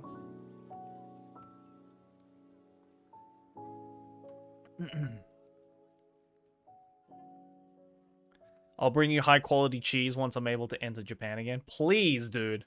Do you know how expensive good cheese is here? Sucks how much I have to pay for good cheese. That's a poster of Ginga Eiyu. No, that is Ginga Tetsudo 39, and that is not a poster. That is a $750 painting signed by Matsumoto Reiji. Not quite a poster. What's my favorite cheese? Ooh, brie.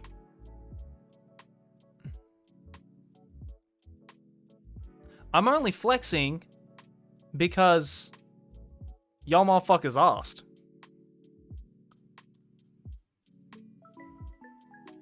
Egg with the prime, thank you, dude.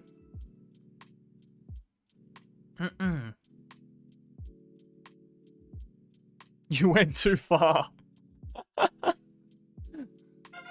I just explained what it was, man. I just explained what it was. Look, I bought this with my hard-earned money. Let me fucking flex, all right? Let me be proud of the thing that I bought. All right? Is that too much to ask? Is that too much to ask? I like it, all right? Joe, I'd like to congratulate you on 3 million subs in advance. Because of you, I discovered a whole new world. You showed me a new chapter in my life, and I will forever be thankful. Your videos and streams are keeping me sane. Thank you so much. Oh, Poku. That was very nice of you, man. Appreciate that.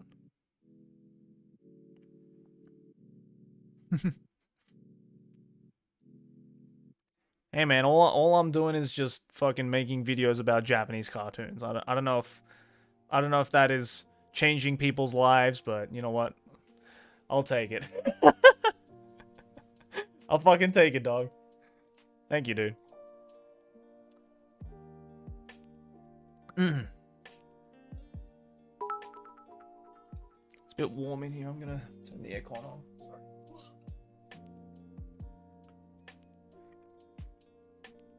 Sorry. Bad internet, but good alcohol. Australia has its priorities. I mean, good alcohol in the sense that it tastes good, but it's expensive as shit. Unfortunately. Yo, Shannon Zero, thank you for the 2 gift subs, dude. Appreciate that. There we go.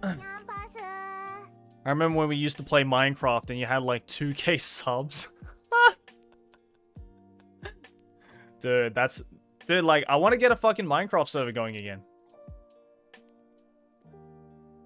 Yeah, I remember those days though, man. That's when like we all first met. Like me, Rune, Curly, Justin. Like that's when we all hung out, dude.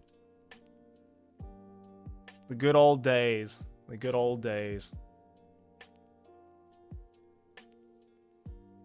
And speedrunners? Oh, yeah! Yo, that shit was hype. That game was fucking dope. God, I want to play that again. I want to play that again so bad, dude.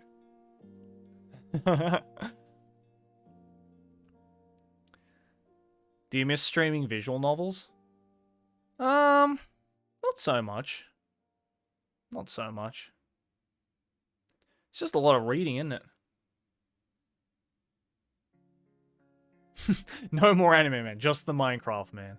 The Craft Man. That's my... Can I start a Minecraft channel and just call it The Craft Man? The Crafting Man? Or the Mine Man? Which one? Craft Man or the Mine Man? Probably just the Craft Man. The Craft Man sounds legit. It certainly does not. Craft Man.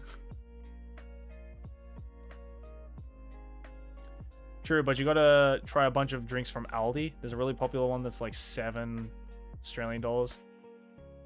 Oh, thanks for tuning in for the first time, Busy. Appreciate the bits, man. Really? From Aldi? I used to avoid Aldi like the fucking plague, dude.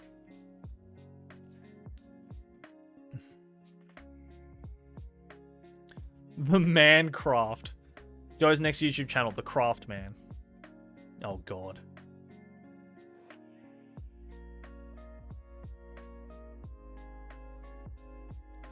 I should start like a Minecraft like group. The Craftman SMP. Oh God.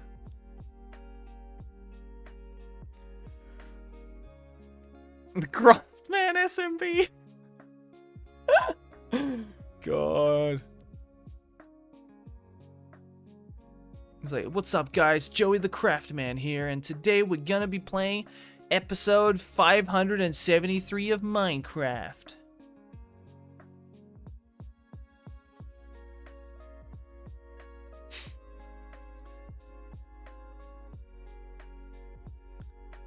Trash Taste Minecraft? Yeah, I'm waiting for it.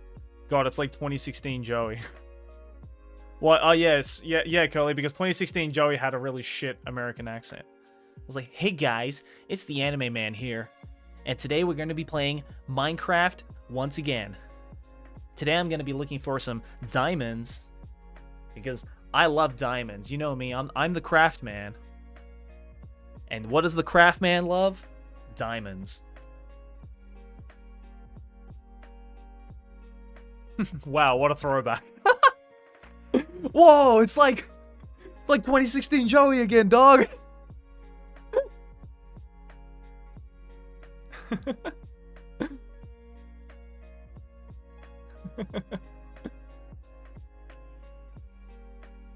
Yeah, I know. My Australian accent sucks, alright? アメリカに住んでる日本人です。応援してます。ありがとう。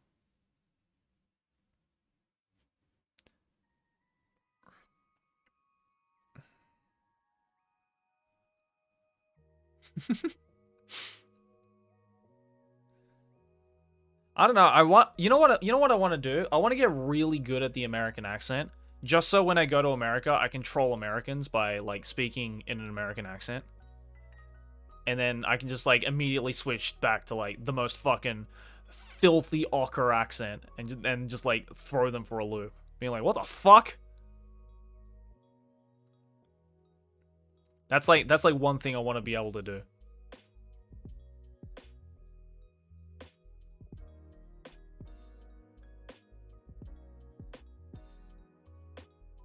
American accent Joseph.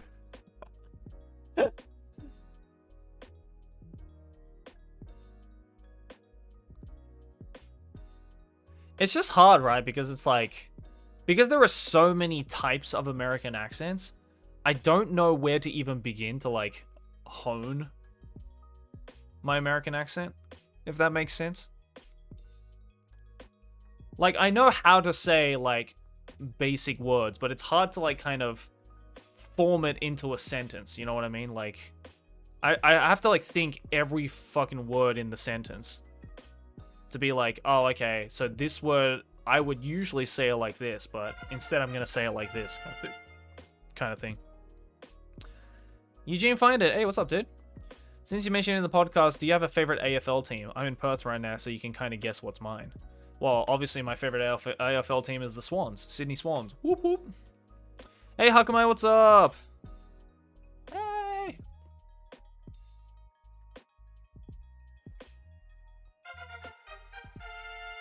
Sonic and Mario amazing username. Big up the Aussie. Secondly, just wanted to say I enjoy all your content, and honestly, I prefer watching you be yourself and your personality over the anime content on your main channel, because I'm assuming you want to branch out of anime, and I enjoy your personality. It's not that I mean, it's not that I don't want to like escape from anime, you know, like I still like it, but you know, if I can do other things as well, because I have other things I like, then you know, I'll do other things as well. Do a SoCal accent? Wait, what's SoCal again? That means like, is SoCal like a San Francisco accent? I hear that word SoCal so many times. What does that mean? Does that mean San Francisco? Oh, like the LA area. Oh, Southern California. Ah, I always thought SoCal meant like San Francisco. Like LA, or talking like a Valley girl. I know, see, here's the thing. I know how to imitate a Valley girl, but I can't speak normally in a Valley girl accent, if that makes sense. Like, so like, the way to impersonate a Valley girl is that you have to be saying something super positive, but sound like you're constantly on the verge of crying. If that makes sense. So like an LA Valley girl would be like, oh my god, so just the other day, like, I bought this purse from Saint Laurent, and it was the most prettiest purse that I'd ever seen, and it was so fucking nice, and like, I can't fucking believe how awesome that shit was. Like, it's just like, you had to be there, Stacy. I swear to God. Like, that's the Valley girl like impersonation. You know what I mean? They all sound like that. They all sound like that. Like, literally every fucking Valley girl that I have met in LA and like in California, they all sound like that. I don't know why. I'm like, why are you about to cry? Why do you sound like you're about to cry? It's so annoying. Stop it. Talk normally. Not everything. It's you found a purse at Saint Laurent. It's not that fucking emotional, dog.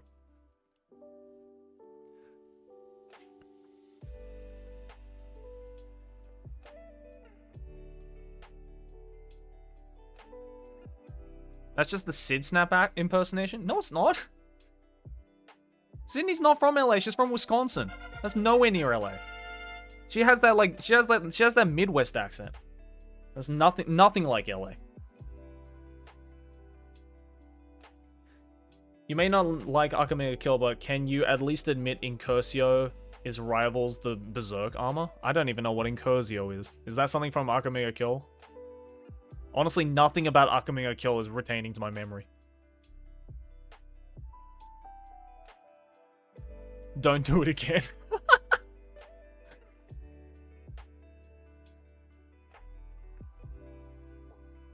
They sound like they have a cock in the back of their mouth? I don't know about that. I think for me, like, what I struggle the most with the American accent is that the clear difference, I think, between an American accent and something like an Australian or a British accent is that the American accent is very, like, you guys accentuate every vowel and syllable word clearly. Right? So, like, how do I explain it? Like, because the Australian and, like, British accent, right? When you say a sentence, it kind of just, like, all, like, mashes itself together. Right? Whereas, like, the general American accent, regardless of where in America you are from, most of the time, is, like, very, like, you pronounce everything.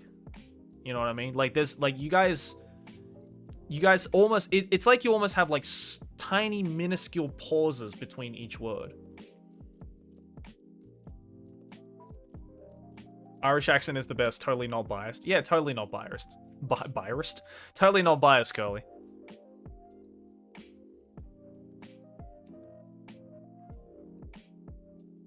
But, like, you know, like, for example, like, what was...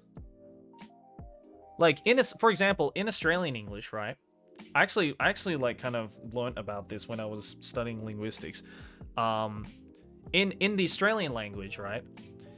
We have this thing, dead ass, it's called the invisible R.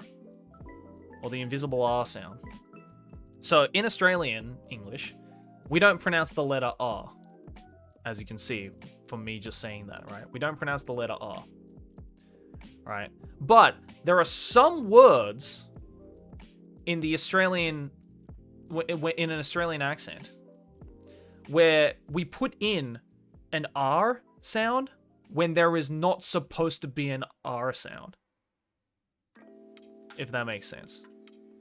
So, like, for example, like, I don't know, you know, for example, like, the word, like, calculator, right? Like the sound at the end of calculator, right? For an English, for an American accent, right? Like, you guys say the at the end, calculator. But in Australian, it's just calculator. It's an sound. There's no r, right? Calculator. But then, for example,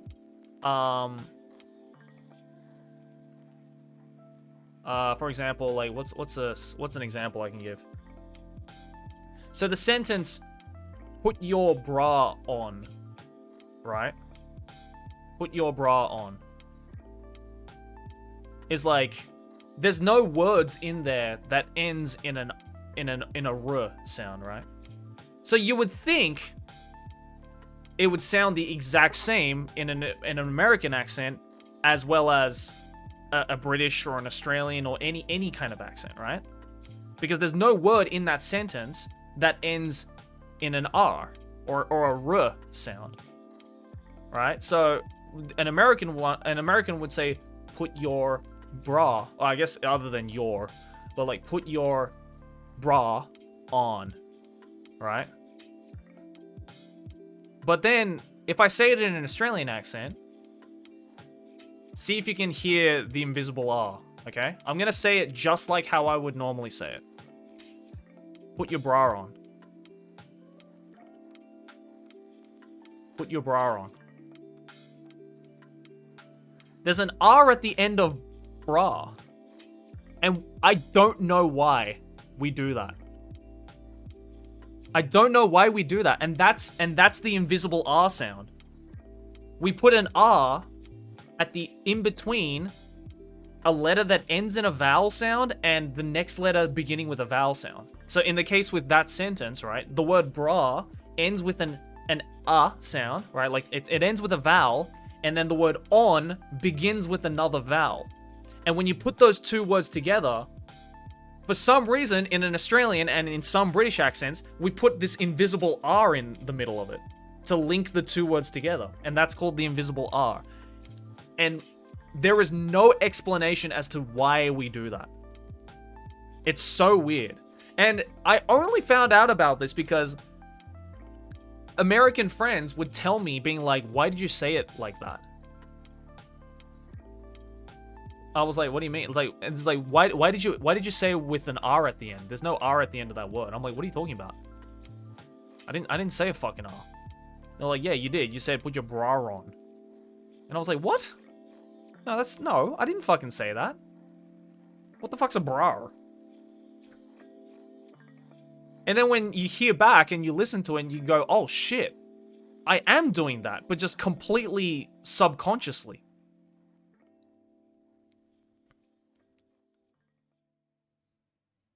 So like, you know, for like, let's change the sentence, right? Like, so like,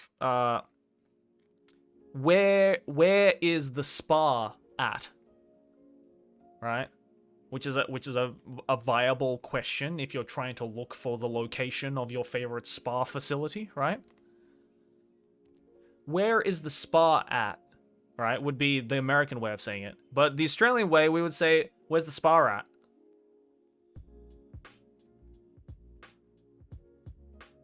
I don't know why we do that. Yeah, it sounds like spa rat. I don't know why we do that. It's so weird, but so fucking fascinating as to why we do that. Well, I fucking love linguistics, man. That shit is so cool.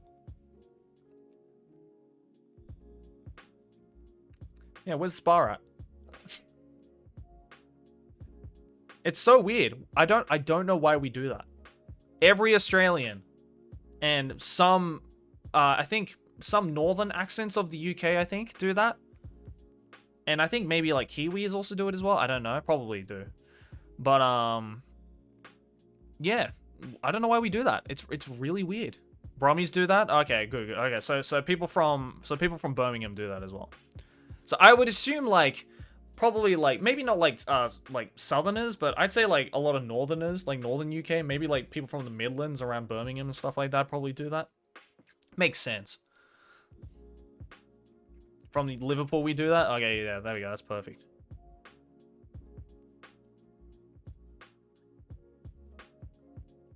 It's very strange. And like we pronounce the we pronounce the h when we say H. Like instead of herb, it's herb. God, I can't stand it when Americans say it like that. Herb. It's herb. Like with a H.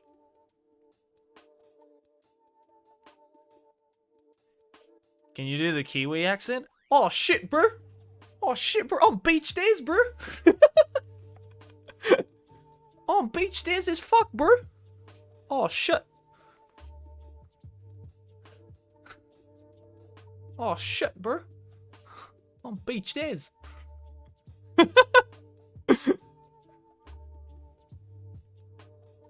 I would get me some fish and chips. Instead, I'm gonna get me an apple. Because I'm beach days, bro. Oh, shit. Classic, the most classic YouTube video of all time. Beach Daz. Every Australian who grew up on like the old school YouTube watched that video. Beach Daz. Oh, shit, bro. On beach days.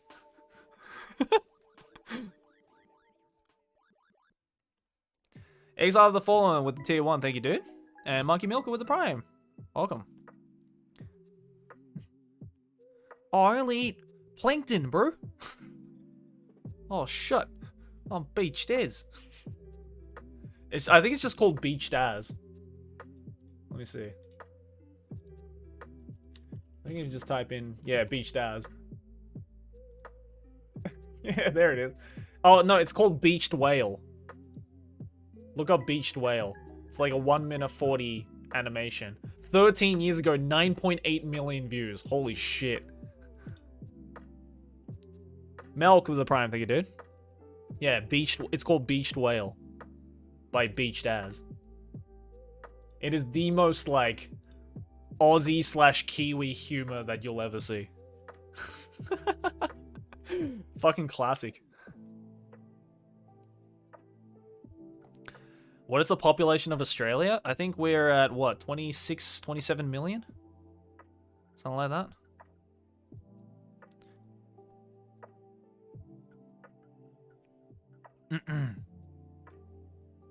Something like that. Australia population. 25.3 million. There you go, I was close.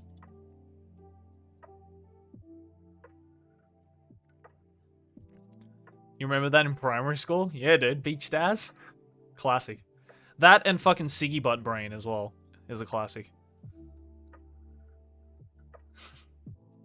Oh, Fangus, you lighter. You got Siggy Butt Brain. They're gonna call you Siggy Butt Brain. You always taking me fucking lighter. Classic. Fucking classic Siggy Butt Brain.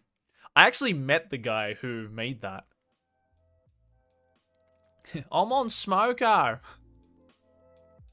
Yeah, I've met the dude who made Siggy Butt Brain and like that entire series of animation. I met him at a con. He unsurprisingly is the most Australian dude I've ever met in my life. Oi, Dazza. Oh, it's so... Dude, there's so many fucking quotables from that. It's like, you always taking me fucking lighter. And then he walks off and he's like, yeah, you fucking walk away, cunt. Oi, Damo, you coming over this, Arvo? Yeah, alright, see you then, mate. If you want the most realistic representation of what Australia is truly like, watch Siggy Butt Brain.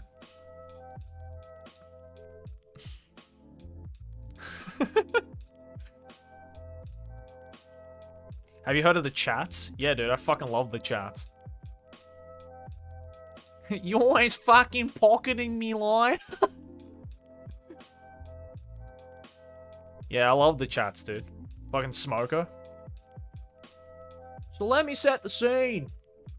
It's 2 in the afternoon at 34 degrees. The Queensland harsh summer heat. Oh, such a good song. Yeah, yeah. So if you guys want to, if you guys want like the optimal, like this is the accurate representation of Australia.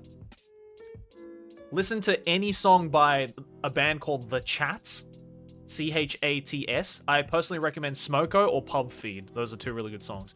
Or watch the animation Siggy Butt Brain. Those 2 is the most accurate representations of what Australia is really like. A lot of people think like everyone in Australia fucking looks and sounds like Chris Hemsworth. Far from it. Most people sound like fucking Damo from Siggy Butt Brain, and they sound like the fucking lead singer of the Chats.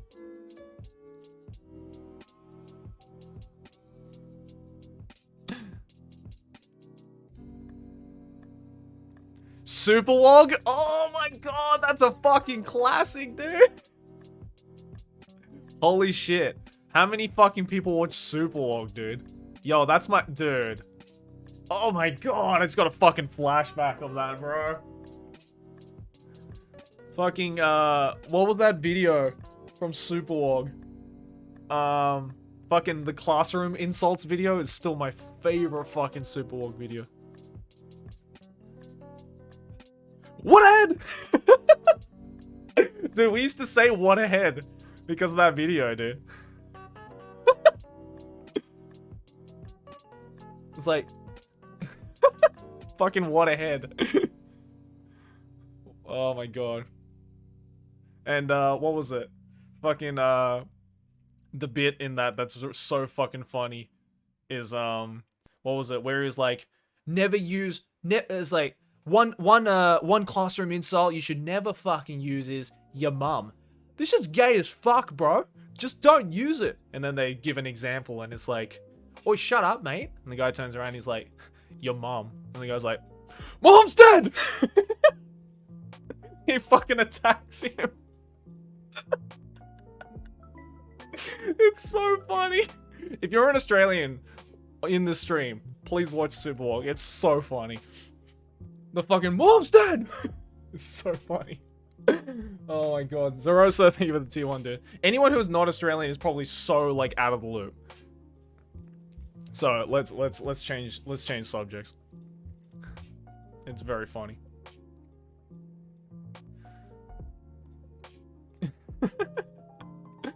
That was kind of dark though. Man, dude, Australians fucking love their dark humor, man. Especially like, cause that video came out in like the early YouTube. I'm talking like, you know, like 2006 era YouTube, right?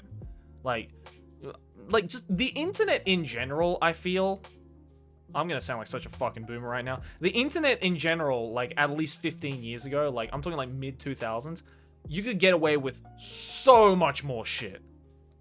Like so much more shit you can get away with. Like proof of concept, use the Wayback Machine or like go into fucking Newgrounds and look up anything that came out in like the early 2000s. There is so much fucked up shit on Newgrounds that I saw in the early 2000s that would just get you instantly cancelled. If you even like quoted it or praised it or anything like that. There was so much insane shit. Americans just have shit humor. Well, no, I don't even agree with that statement because most of the most like insanely offensive and honestly hilarious fucking Newground animators were all Americans. I mean, look at, you know, people like fucking Oni and like Aaron and fucking, you know, Psychic Pebbles and like all those guys. They're all Americans. And they said like so much shit in those animations that just would not fly today. Absolutely would not fly today. Like there was no such thing as dark humor in the mid 2000s. And if it was dark, it was like actually some like dark shit. Like I'm talking like fucking, you know, like live leaks, like, you know, shit that you can only find if you search it up on, you know, using Tor.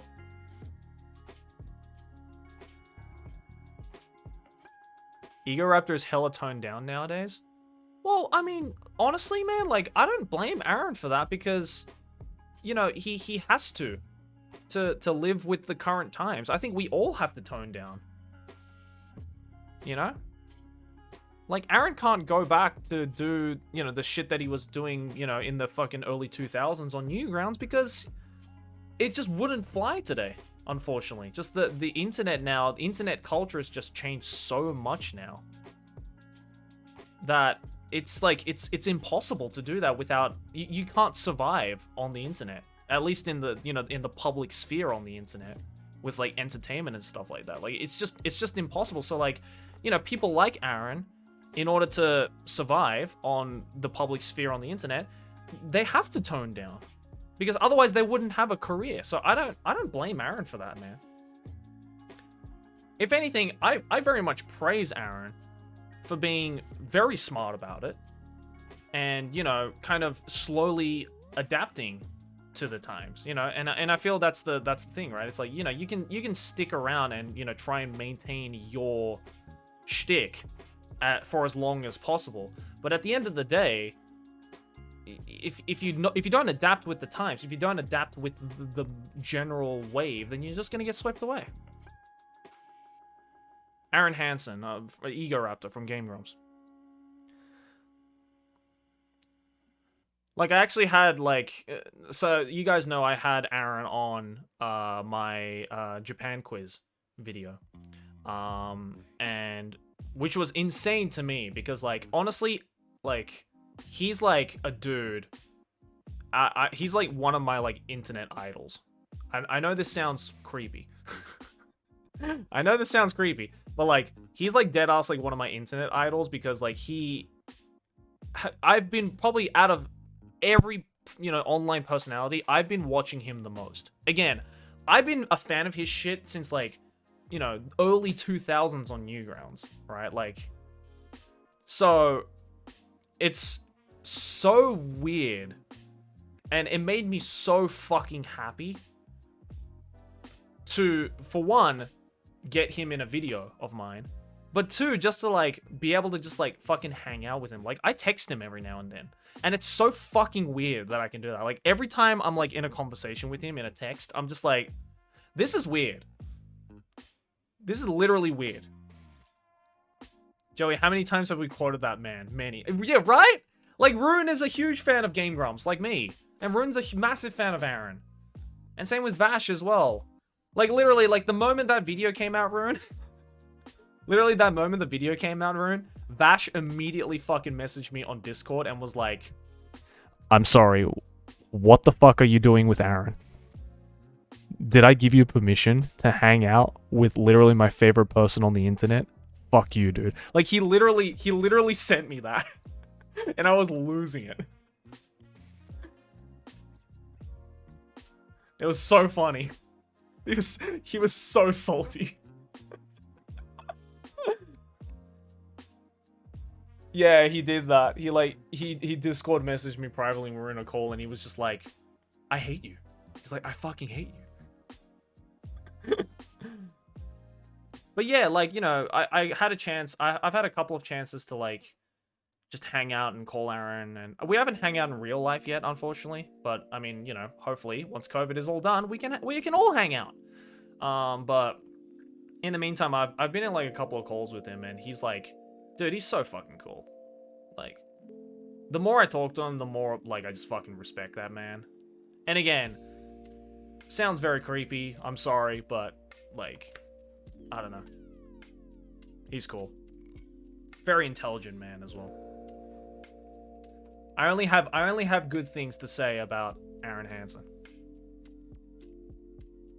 Like, he's hilarious as fuck on camera, and off camera he's like one of the most down-to-earth chill dudes to talk to. How dare you have an idol? I'm sorry. Once COVID is over is the new soon TM. Yeah, right. Exactly.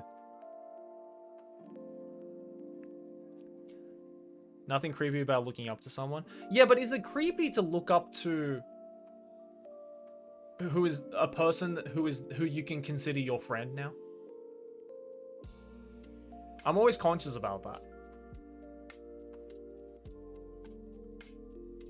Like, is it weird that a dude who I have looked up to my entire life is now someone that I can consider my friend, and yet I'm still like look up to him in like a weird, like, oh, you know, it's a person who I can't touch kind of thing.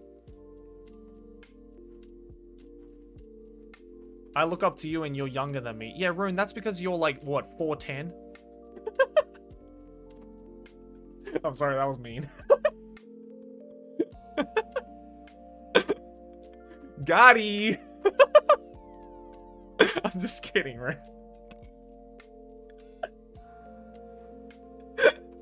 You know I love you. You know I love you. Nothing but love.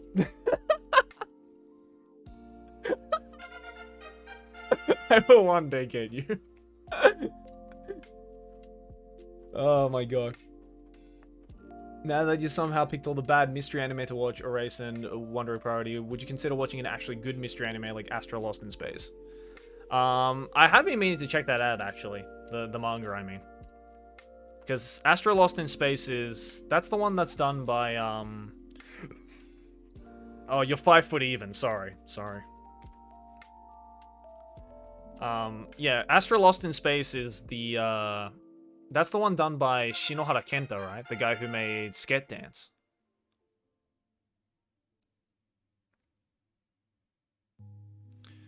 To convince you further, the director is the same guy who did Gakkou and Kuzu no Honkai. Oh, okay. Okay. Yeah, I know him.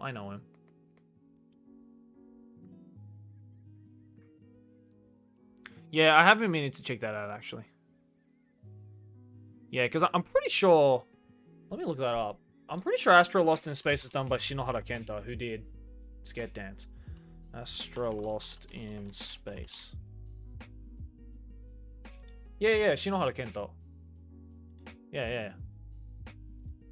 Yeah, it's the guy who did Skit Dance.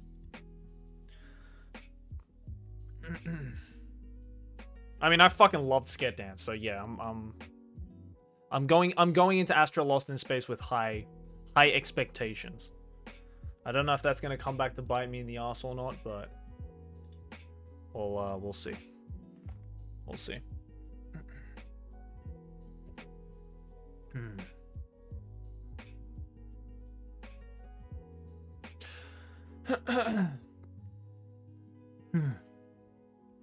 Bucky new season? Hell yeah, dude. They're adapting Son of Ogre. So keen. That's my favorite fucking Bucky part too. I'm so excited. I'm so excited to see the fucking shenanigans that is going to be the anime adaptation of fucking Son of Ogre. I'm so pumped for that. Any advice for somebody that is about to start YouTube? Make video, upload video, repeat process. That's what I did. Body horror? I think you mean body beauty. The optimal physique of humanity, I think you meant to say. Come on now.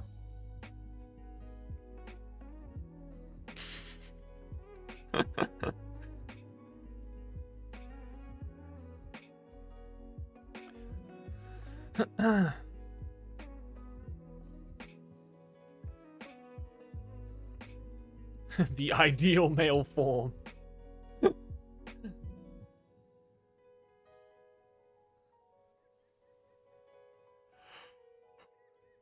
Is quality something you should worry about a lot when you first start uploading? I mean, yeah, definitely. It's something you should consider, but I don't know. The quality of your videos is really subjective, really. Like, it depends. Do you want to just make, like, fun, cool videos that is easy to make and is fun to watch? Or do you want to make, you know, film quality level fucking documentaries that you can only make once every 6 months? Or do you want to go somewhere in between? That's up to you.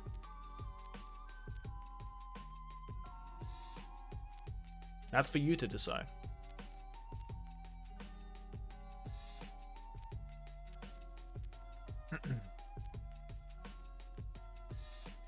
Quality of audio is important to me. Yeah, definitely. Like, audio is definitely a factor that I think is quite important.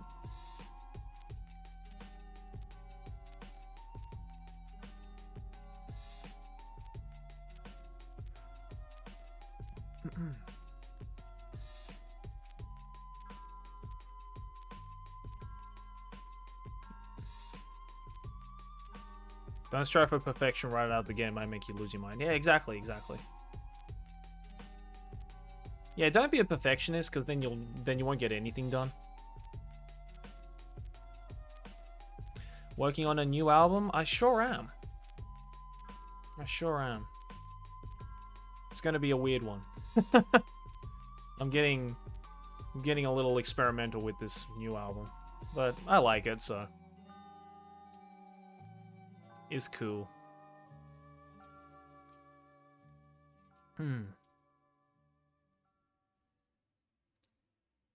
How do you stay productive? I don't know, man. Been doing this shit for like, what, 8.5 years now? Coming on to my 9th year next year. I don't know. I just enjoy it.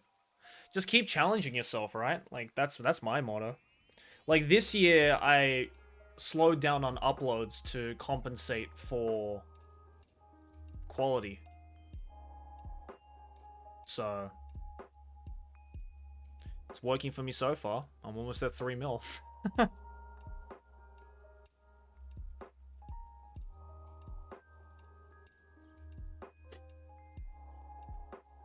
Imagine when you hit your 10-year anniversary. I hope I get to that, man. I hope I get to that.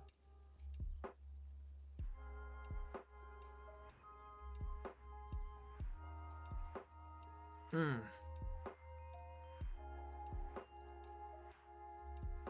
3 million special? Nah, I'm not gonna do 3 million special. 早いもんだね、そうね。早いよ、めっちゃ。全然10年な感じしない。Doesn't feel like 10 years at all. Or I guess 8 years rather. 8.5 years. Next on the anime man, today I'm interviewing the Prime Minister of Japan. I don't even know what the fuck to talk about. If I manage to get the Prime Minister of Japan. What would I even talk about? When are you starting OnlyFans? Well, not anytime soon, considering they're gonna fucking axe sexual content. Great fucking choice on that, OnlyFans. GG's. They're literally pulling a Tumblr And look how well that turned out for Tumblr.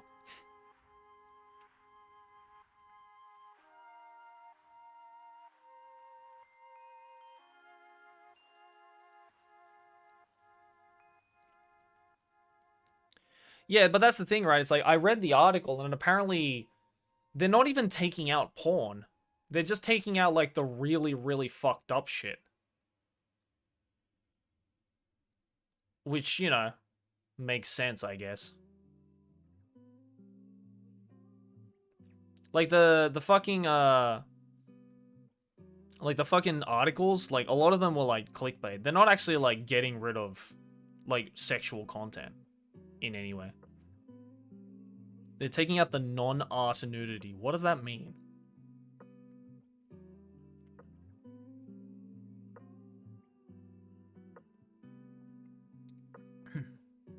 What does that mean?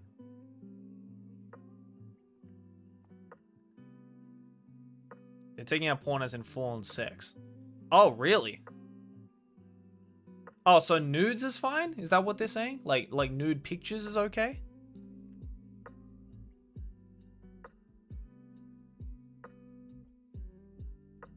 Oh, right.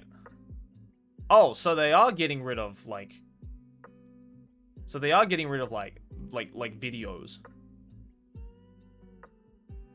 Oh, then never mind. Okay, yeah, they're really fucking themselves then. Wow. Jesus. Yeah, because I remember, like, I saw an article when, like, OnlyFans was, like, really fucking blowing up. They were like, yeah, so, it seems that the porn industry got their ears full of this thing called OnlyFans, and apparently now all of the like every porn star now has their own account, and they're just like uploading porn videos onto OnlyFans and making more money than they would otherwise get out of a standard production. And I'm like, wow, that's very genius of them to do. Jesus Christ. They're basically doing what they already do to make money and just making extra money off of it. GG's.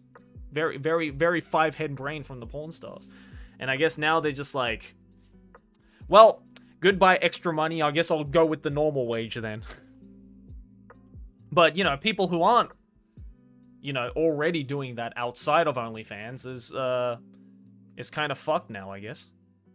I guess they're kind of screwed.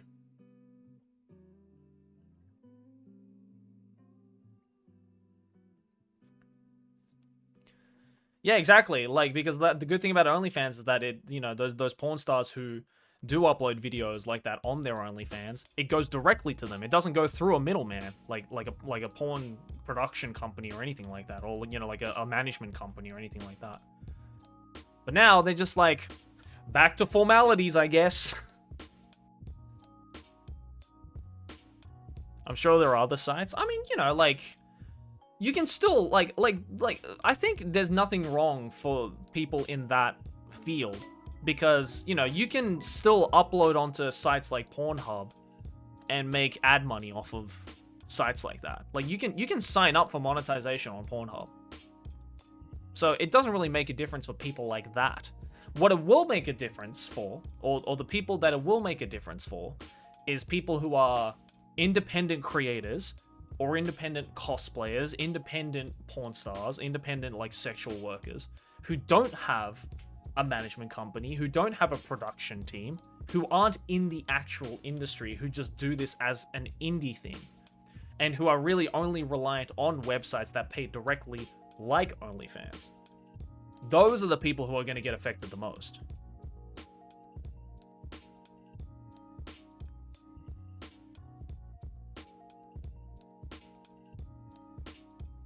Or just have Patreon? Well, no, you can't do that. You can't do that on Patreon, because Patreon also acts sexual stuff. Rajang Big Boy, thank you for the T1, by the way. Yeah, you can't even do that on Patreon anymore.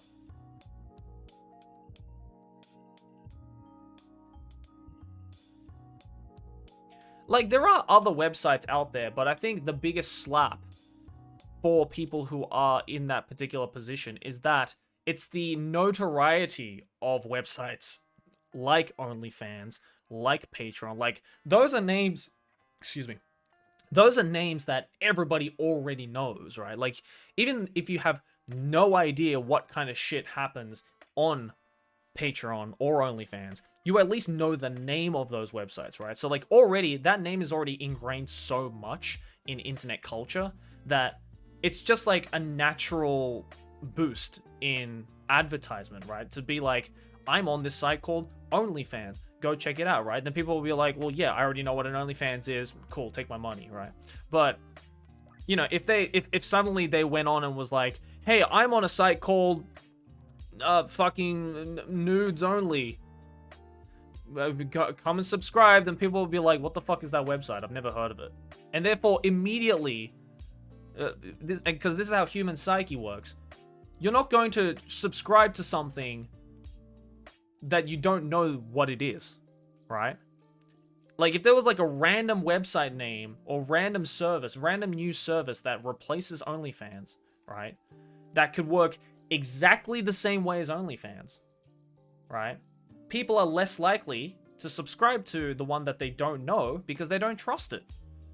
Because there's no reputation that has been built from that website, right?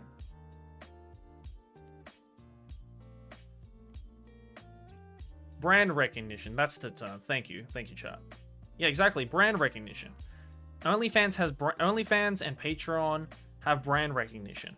People know that brand. They trust that brand because they see that that brand has been around for a long time. They see multiple people using that brand. So immediately they think to themselves, oh, this chick that I think is hot who is doing porn is on this site called OnlyFans. Well, I've never used OnlyFans, but I've heard of that website before. And I know people who use that website. I know people who talk about that website. So I too am going to use it. I'm going to feel more comfortable using that website. But now it's going to be hard for those indie creators to do the same thing on a new service, or maybe an already pre-existing service that works exactly the same way as OnlyFans, and build up an audience again, because there's no brand recognition. There is no brand recognition as strong as OnlyFans right now. And that's the biggest sin that OnlyFans is creating, is that they are basically fucking axing their brand recognition. They are axing the trust of their users.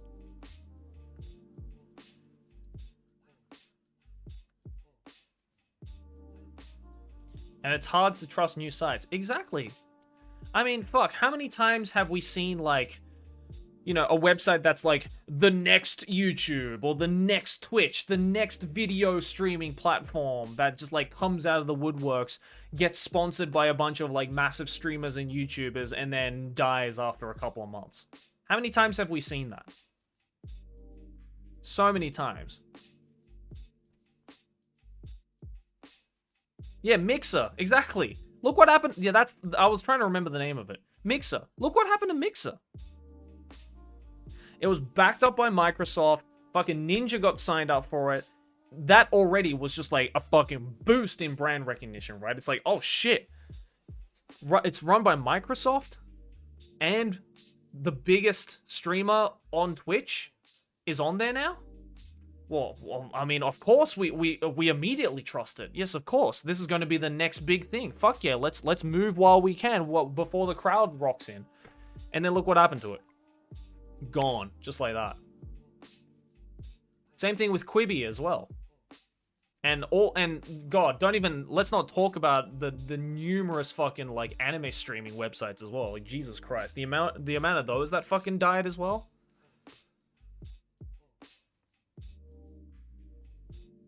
So there's been so many. But, you know, at least those websites died in a fire, right? Like, it died in a horrific fire. It got burnt out into a fucking mountain of ashes, right? But OnlyFans didn't die in a fire. It just kind of got third-degree burns on its arms that's gonna leave a mark for the rest of its life, right? It's still alive. It's just very battered and bruised right now because of what they just did.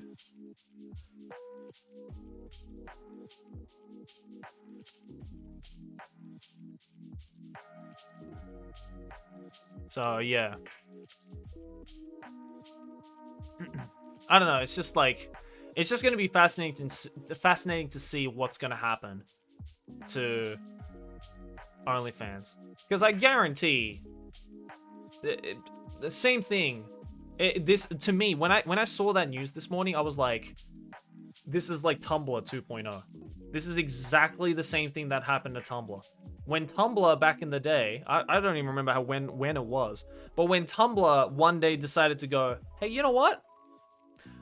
All sexual content gone from the website from today. We're throwing the ban hammer. No more porn on Tumblr. The moment they announced that and the moment that started rolling through, dude, Tumblr just fucking died. It just went and just fucking vanished. Because Tumblr didn't understand how its user base worked. Because again, it's all about brand recognition, right? People, look, I never had a Tumblr myself. I tried creating a Tumblr back in the day. I had one for like 3 days and then I got rid of it because I was like, I don't fucking understand this website. Fuck it. I'm probably not going to use it.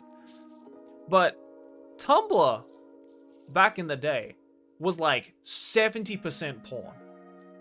There was so much porn on Tumblr. And like, not even like the cool type of porn. I mean like the fucked up type of porn. There was so much messed up shit on Tumblr back in the day. And clearly the people who were running Tumblr and the trade holders for Tumblr who were supporting Tumblr just didn't understand that. So they were just like, hey, porn bad. Let's get rid of it. They were like, okay. And they got rid of it, and then suddenly everyone's like, well, fuck. Well, then why are we here? Just to suffer? Let's get the fuck out. And then they all got the fuck out. And then that's when Tumblr died. And that's why no one uses Tumblr anymore.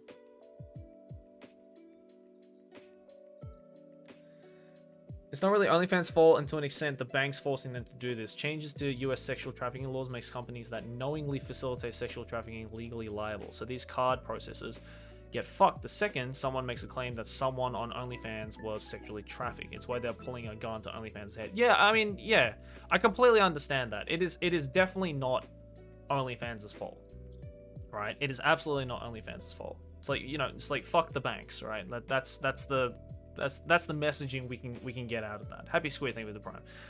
That's the message we can get out of that, obviously.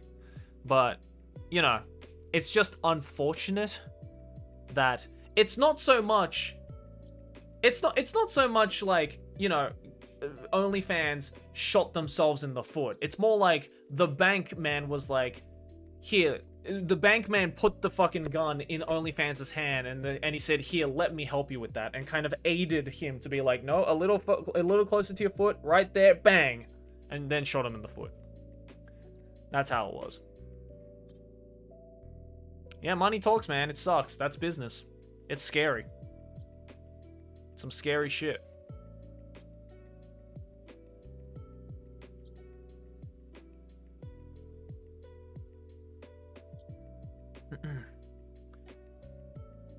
Yeah, it's a problem. But hey, you know what? At the end of the day, there are so many fucking porn sites out there that is free, most of the time legal. Just go there, man. Just go there. It's fine. It's not like that industry is like in the gutters now and it's like this is the end of pornography as we speak. Like, you know, of course not. Like, it's gonna be as long as humans are horny on main, it's gonna exist, right? So just like, I just never understood the idea of OnlyFans, to be honest. I mean, I did understand the idea of OnlyFans. I just personally didn't participate in it. Like, I completely understand why it became as big as it did. Completely get that. Obviously, I didn't personally participate in it because, fuck, I don't have to.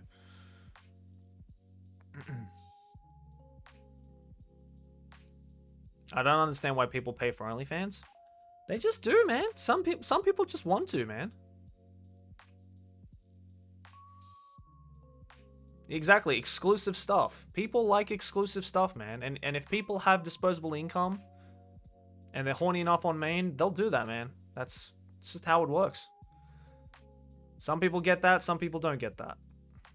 Welcome to humanity. Some of us are more horny on main than others. Who would have thought?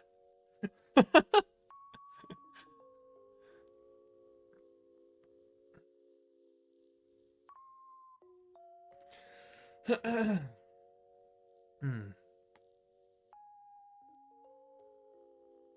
think some people also like the parasocial relationship aspect of OnlyFans. Yeah, definitely.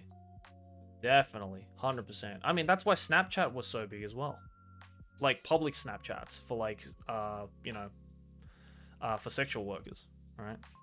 Because, again, it is that parasocial relationship. It's like you're almost part of their life, you know?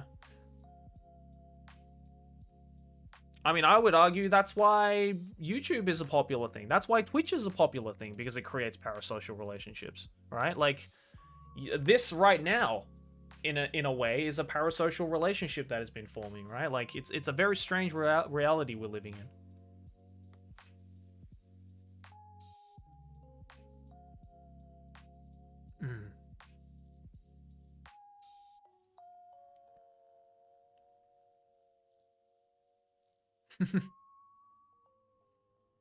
A cultured society.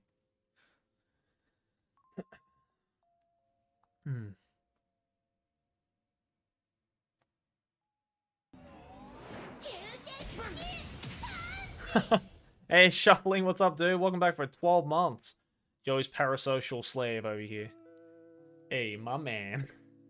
How you going, Shuffling? Good to see you, dude. Do you think that's healthy? What, fuck, I can't speak. Parasocial relationships on the internet? I really don't know. That's a good question. Sonic and Mario making out, thank you for the Prime. You still have one of the best usernames. It depends, right? Like, it depends on how far you take it. You know? I think it's all about the right balance between the two parties, right? Like, it's the balance between the person initiating the parasocial relationship, i.e. someone like myself who creates content, and the person who is receiving that content, aka you guys watching me stream right now. Right? Like, if the feeling that we have and the level of social relationship is mutual, then I think that's healthy. I think there's nothing wrong with that. You know? I don't think there's anything wrong with that, to be honest. Like, you know, if it gets to the point of, like, you know, you watching me stream, for example, if in your head it's like, oh, you know, like, I feel like I'm there chatting with Joey, you know, just hanging out with him, which is the vibe I want to give off in my streams. That's why I'm not too, like, whoa in my streams, right? Like, I'm just doing me, bro. But you know, like if you get that feeling from it and you understand that idea, then I can respect that, right? And there you go. That's that. I think that is a healthy parasocial relationship, right? What is not a healthy parasocial relationship is a viewer who watches my stream, thinks that they're like my best fucking friend and wants to know everything about me inside and out, like more than my mum fucking knows. And then is like, you know what? Joey's my fucking best friend, so I'm gonna like go to his house tomorrow and like just hang with him IRL because I've always wanted to do that. Knock, knock, knock. You know, that's when it becomes not healthy. You know what I mean? That's when it becomes not healthy. So it depends how you do that, right? And you know, I joke about the not healthy type of parasocial relationship. Like, that shit happens on the daily to people. Not to me, luckily, because you guys are fucking, you know, you guys have a brain, you know, and actually respect boundaries and stuff like that, and are actually cool fucking people. But, you know, some other people's fan bases aren't like that. You know? They're not like that. Where's Illumi? Thank you for the Prime. And thank you for the 100 bits, Raja.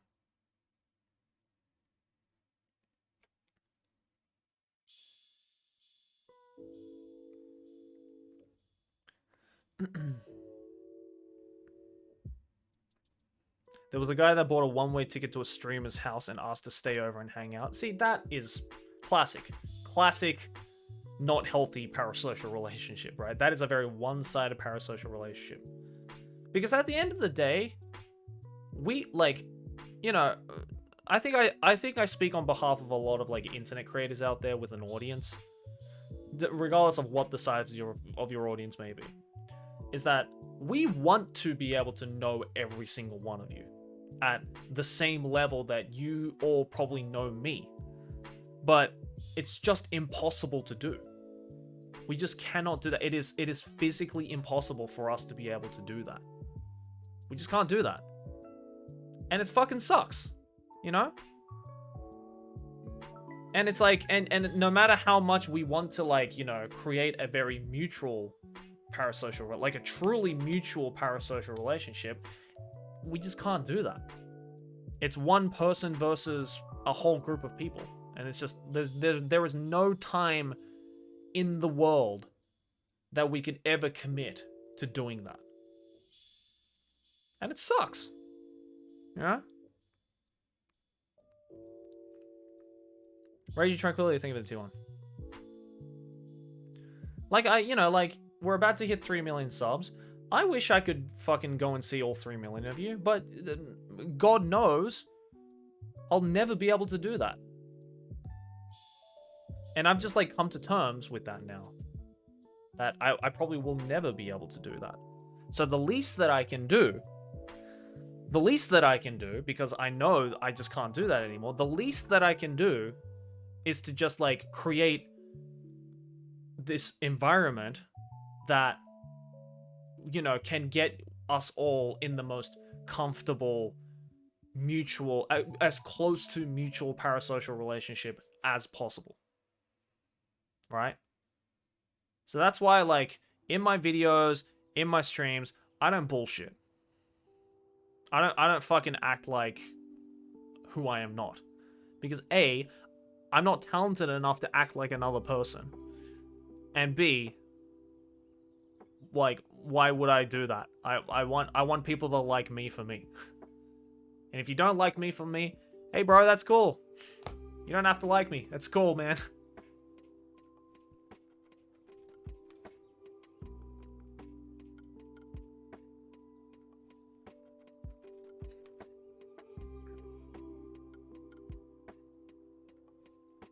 That shit is exhausting.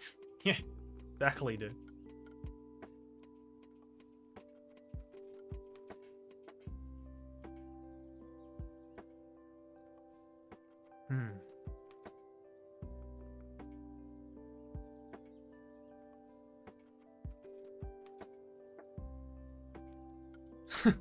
So you're a Sigma male. That's right. It's me, Sigma male. I am here to be Sigma. All rise, Sigma males. It is time for us to rise. Verified gang, stand up.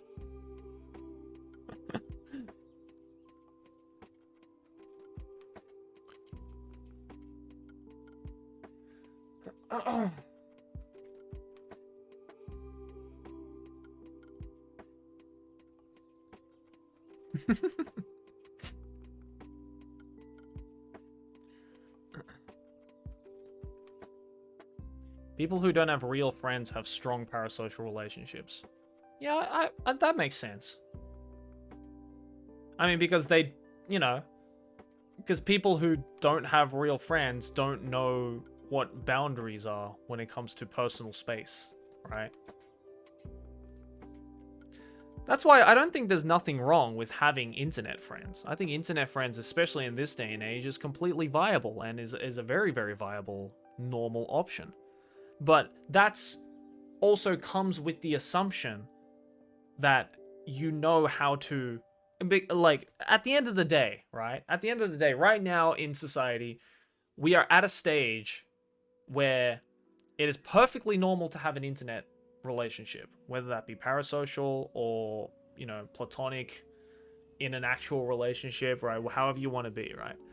But at the end of the day, we are still very personable people. Where, like, we need to, in order to, like, truly interact with a person and truly know what that person is like and know their boundaries, know what they are like as a person, it needs to be physically. We need to do it physically.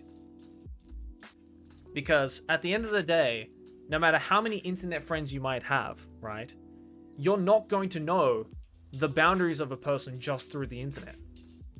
You need to know what that person is like in real life. You need to have experience with having personal friends, because nothing makes you feel called out as a creep who doesn't know their boundaries than in a physical parasocial relationship.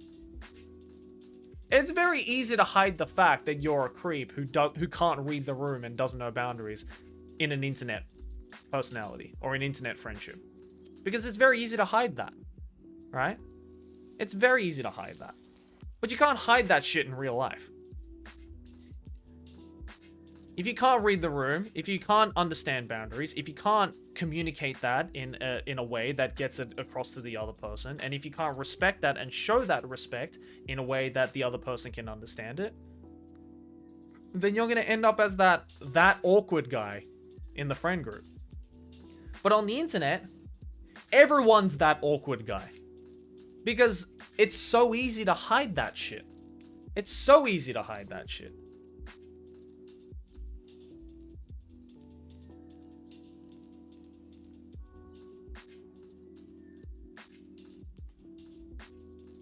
It's like that guy who was telling Gant at the karaoke. Or tailing Gant at the karaoke. Yeah, exactly.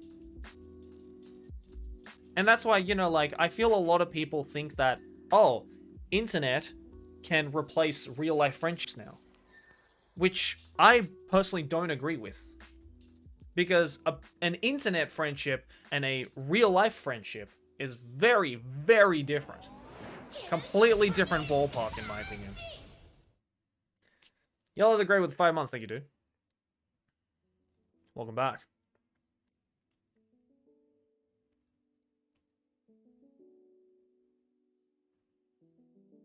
Yeah, totally different. Exactly.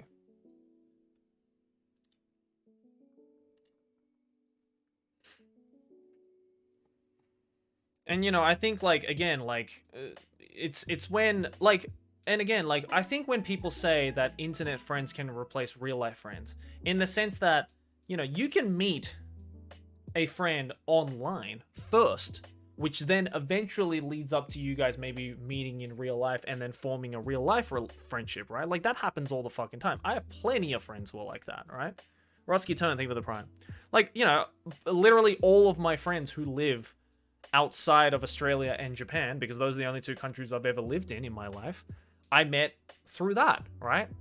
Like, all the mods in my chat right now, I met through that. It's very different.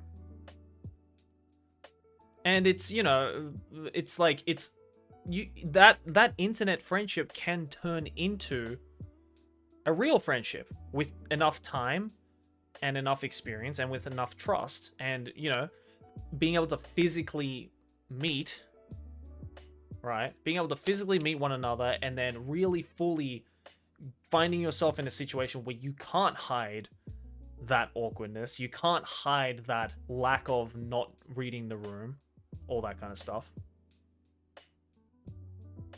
All right? It's really interesting. Yes, what's up? Okay. Oh, hello. It's Aki, everybody. Yeah. I mean, you already came in. You might as well.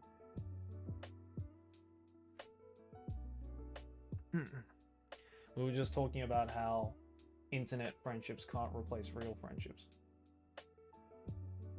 We're on some deep shit tonight. This is like some Tumblr at 3 a.m. shit. Just wanted to stretch my leg. Wait, what are you talking about? We were talking about how internet, because we were talking about the fall of OnlyFans, right? and how the reason Is why it all NSFW? Is it all NSFW? Or is it just the extreme stuff? it's basically all porn. So like nudes is fine because it's artistic, but like straight up like penetration is no. Is feet okay though? I guess. Yes. Okay, no. Continue. But then but then we were talking about how the reason why OnlyFans got so popular is because it can form that people buy into that parasocial relationship of like feeling like because you paid for that exclusivity that you're like one step closer to being friends with that person you bought the things off of.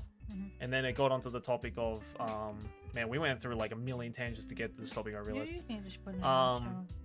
And then we got onto the whole thing of like how parasocial relationships online can be healthy or not healthy depending on how you view it and how you treat it, because you know, people treat online friends like real life friends when the two are completely different.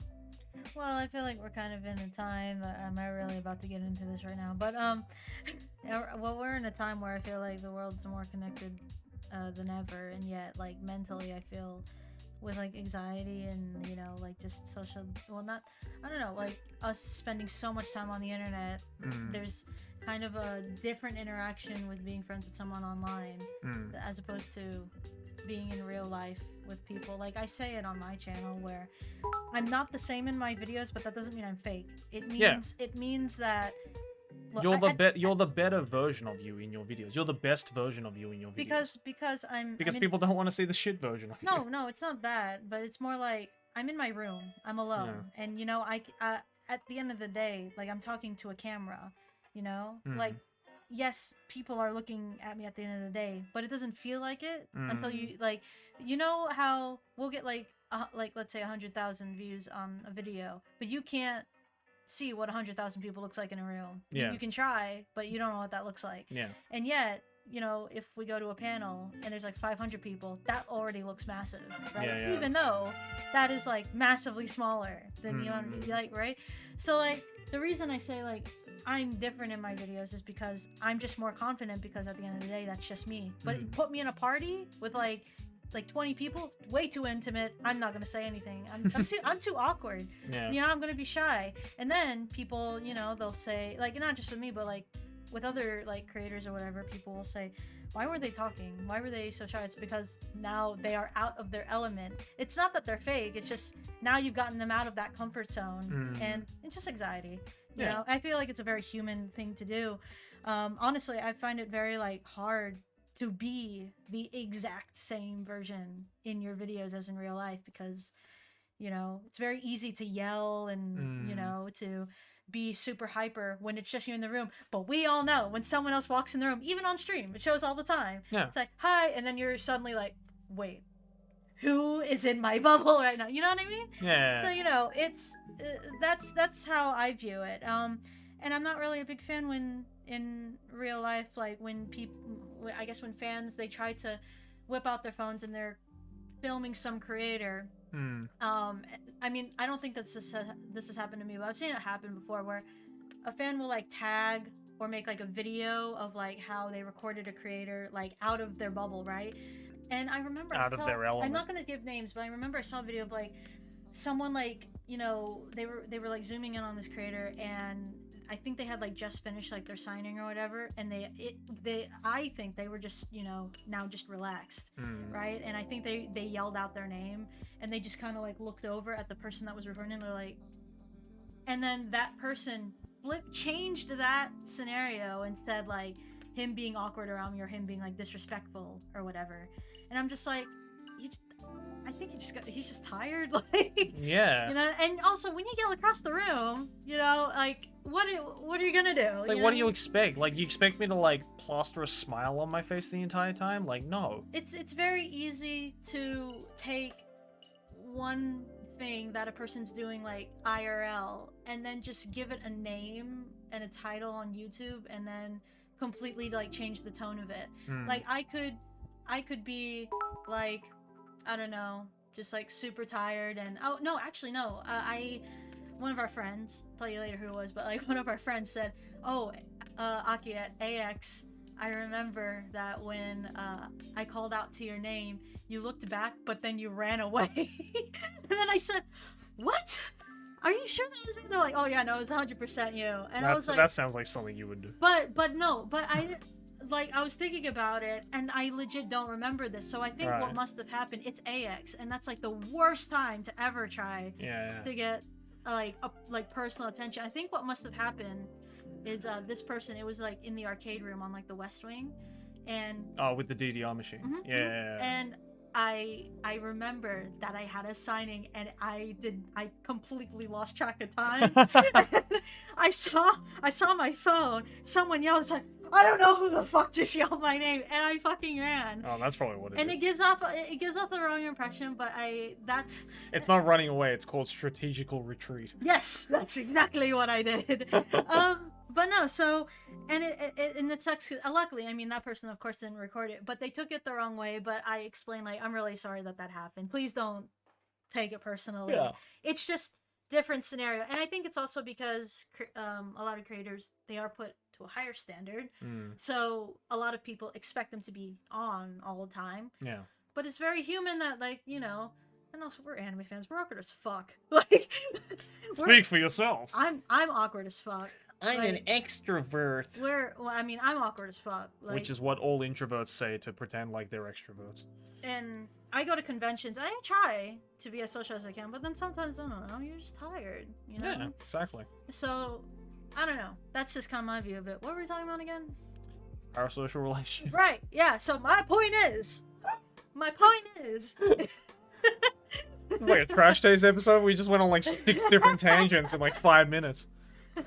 Jesus Christ. My point is that, like, the friends that you have online, you know, like, I mean, I guess that's different than paying someone to be, like, in contact with them. To be their friend. Yeah, to be their friend. To be their friend, or like being in contact with well, them. that's the thing, right? It's like, and I think that's what's like fucking up the mentality of a lot of people in that sense, is that, you know. Okay, I got a chair, guys, calm down. I think that's what's like fucking up a lot of people's mentality in that sense, is the fact that they think that, like, because I paid for your attention, you must give it to me. Yeah, I mean, and it's like, you do realize that is a very strange situation. That is very much a this generation problem. But you also have to understand, that's not something that, like, is new. That's just Curly's like, I pay Joey to be friends with me 7 years strong now. Oh yeah, that's true. He pays you like how much a month? Oh man, I don't even want to say. Dude. He has the exclusive Patreon deal.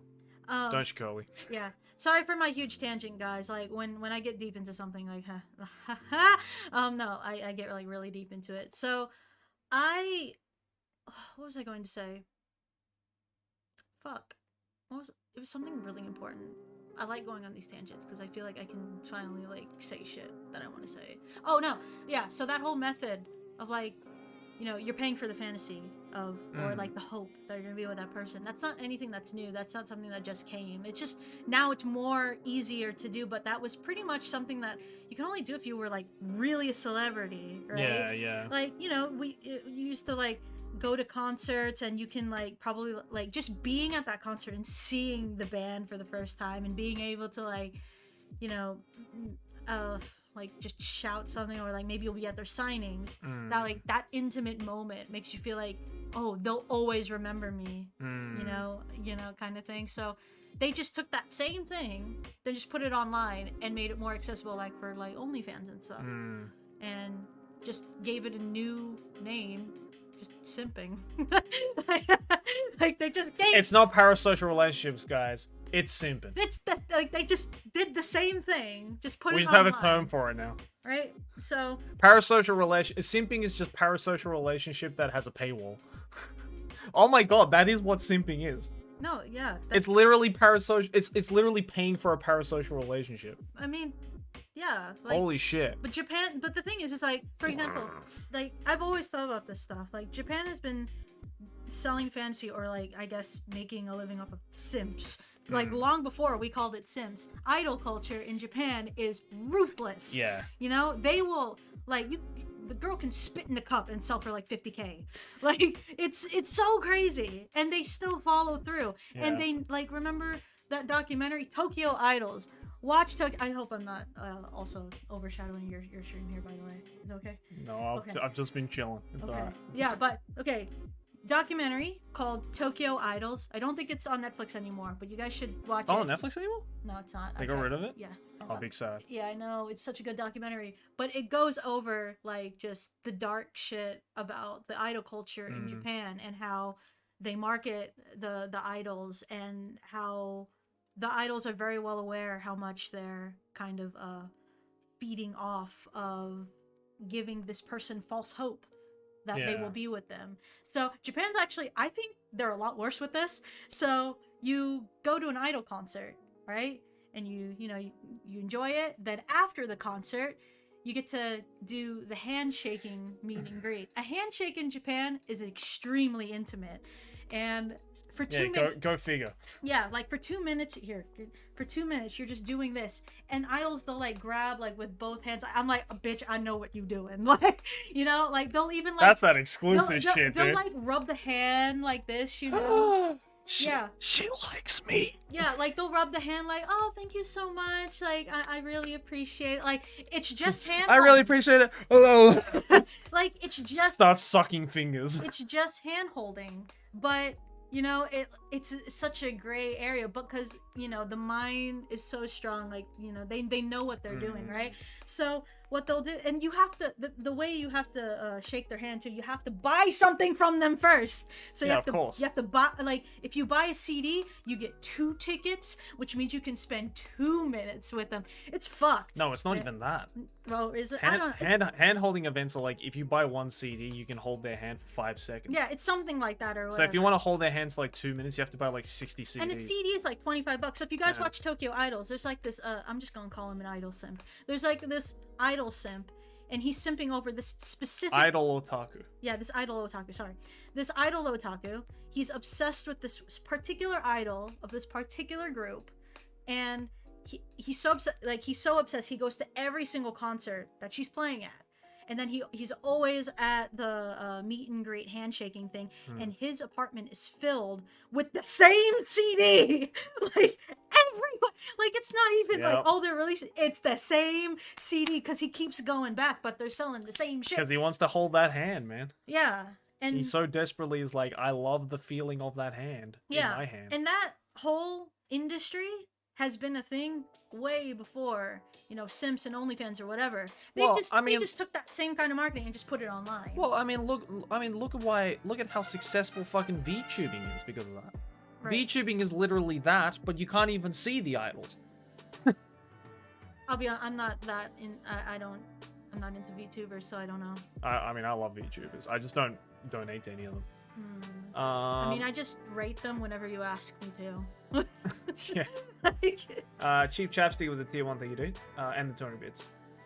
Dreamy says, hello, Akio, how are you doing? I very much enjoy your content. Thank you for all your hard work. I'm a sim. Hey, buy my merch.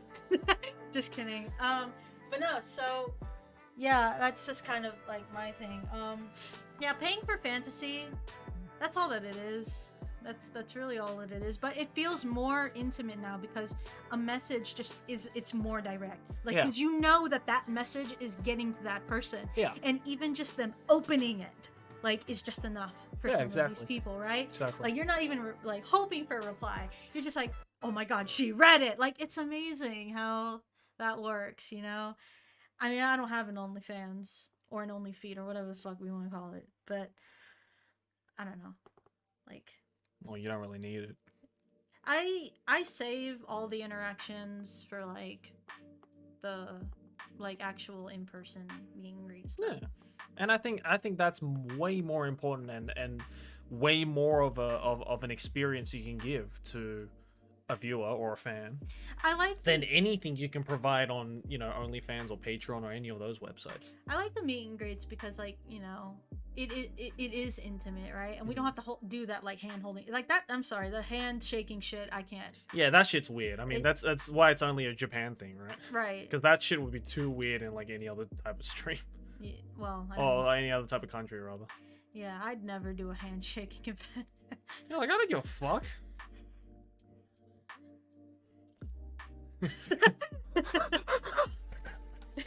That's not how we met. What? You didn't come to my handshaking event. The fuck you talking about? Yeah, definitely not. I went to his. Bruh. Oh my god. I'm ready for bed, are you? Oh man, just when it got like I'm deep, so tired, dude. I can't stop yawning. but it got so deep. I know. Wait. Oh no, I just want to like see what people are saying, cause like I never come out like. Well, this. hold on then. I'm gonna go get some water so you carry the stream. You want me to sit in your chair? If you want. You need a new chair. It's like cracking and shit. Why do I look like a kid that just got on their dad's computer? This height is making me so mad. What the fuck is this? What the fuck is this? Damn it! Shut the fuck up, chat. God fuck. This is like a sick joke. Wait. I hate this. I hate this so much. Anyways, let me see this fucking chat. Oh, god damn it. Yeah, I know you can't see me. I can't see myself. Yeah. Look at the screen. This is not fair. Put this higher. I feel like a kid that got on their parents' computer. That's so funny. It's not funny. It is really This funny. is disgusting. God damn it. Raise it, please. Stop! Raise the chair. Chill back here. No. Raise the roof. No. The chair. Raise the roof. No, the chair. No, the chair is raised. Here, I'll go back then. Oh wait, now I'm covered.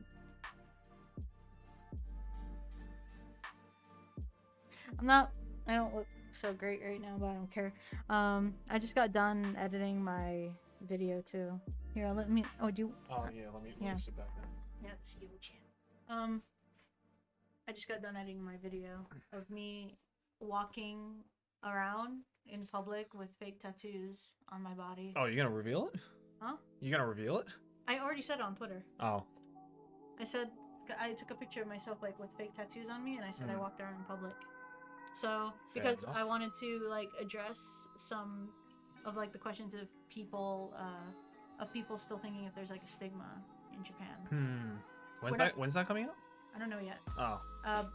It's gonna be the next video. I'm still working around it though. Nice. Because I'm not only going around Japan, but I'm also interviewing people with like real tattoos. I mean, I have a tattoo on my back, but that doesn't really. I don't count that. Yeah. Like people actually covered who go to work or like do like go out, and you know people that actually live in the countryside. Because like Tokyo is, like they're used to it. It's the urban lifestyle, but like. I talked to people that were, more in the countryside and people that are like, salaryman behind the desk and how they still have tattoos and how they're treated. So I think it'll be kind of nice to get that out there. I'm not, and I'll Very nice. How many more to 3 mil?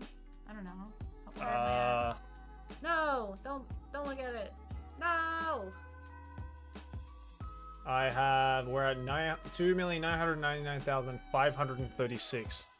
So we have like what 440 left, roughly. I'm gonna hit it sometime late tonight, so that's why I'm doing this like preemptive. I was saying don't stream. I was like don't look at it until like it gets like to the last like I don't know like 50. I think it's gonna happen at like 3 or 4 a.m. probably. Yeah, probably. Yay! I should have kept up with your subs. I should have like made you a cake or something. Well, to be fair, I didn't know what my sub count was until about 4 or 5 days ago. So. Oh. Yeah, because Hannah was like, "You're so close to 3 million." I was like, "Am I?" I'm at like 2.8.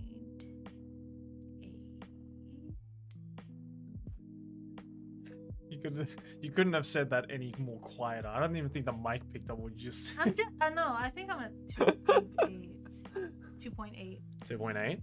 No, you're more than that. No, I'm pretty sure I'm 2.8. Yeah. Are you? Yeah, I'm definitely 2.8. Oh, okay. Yeah.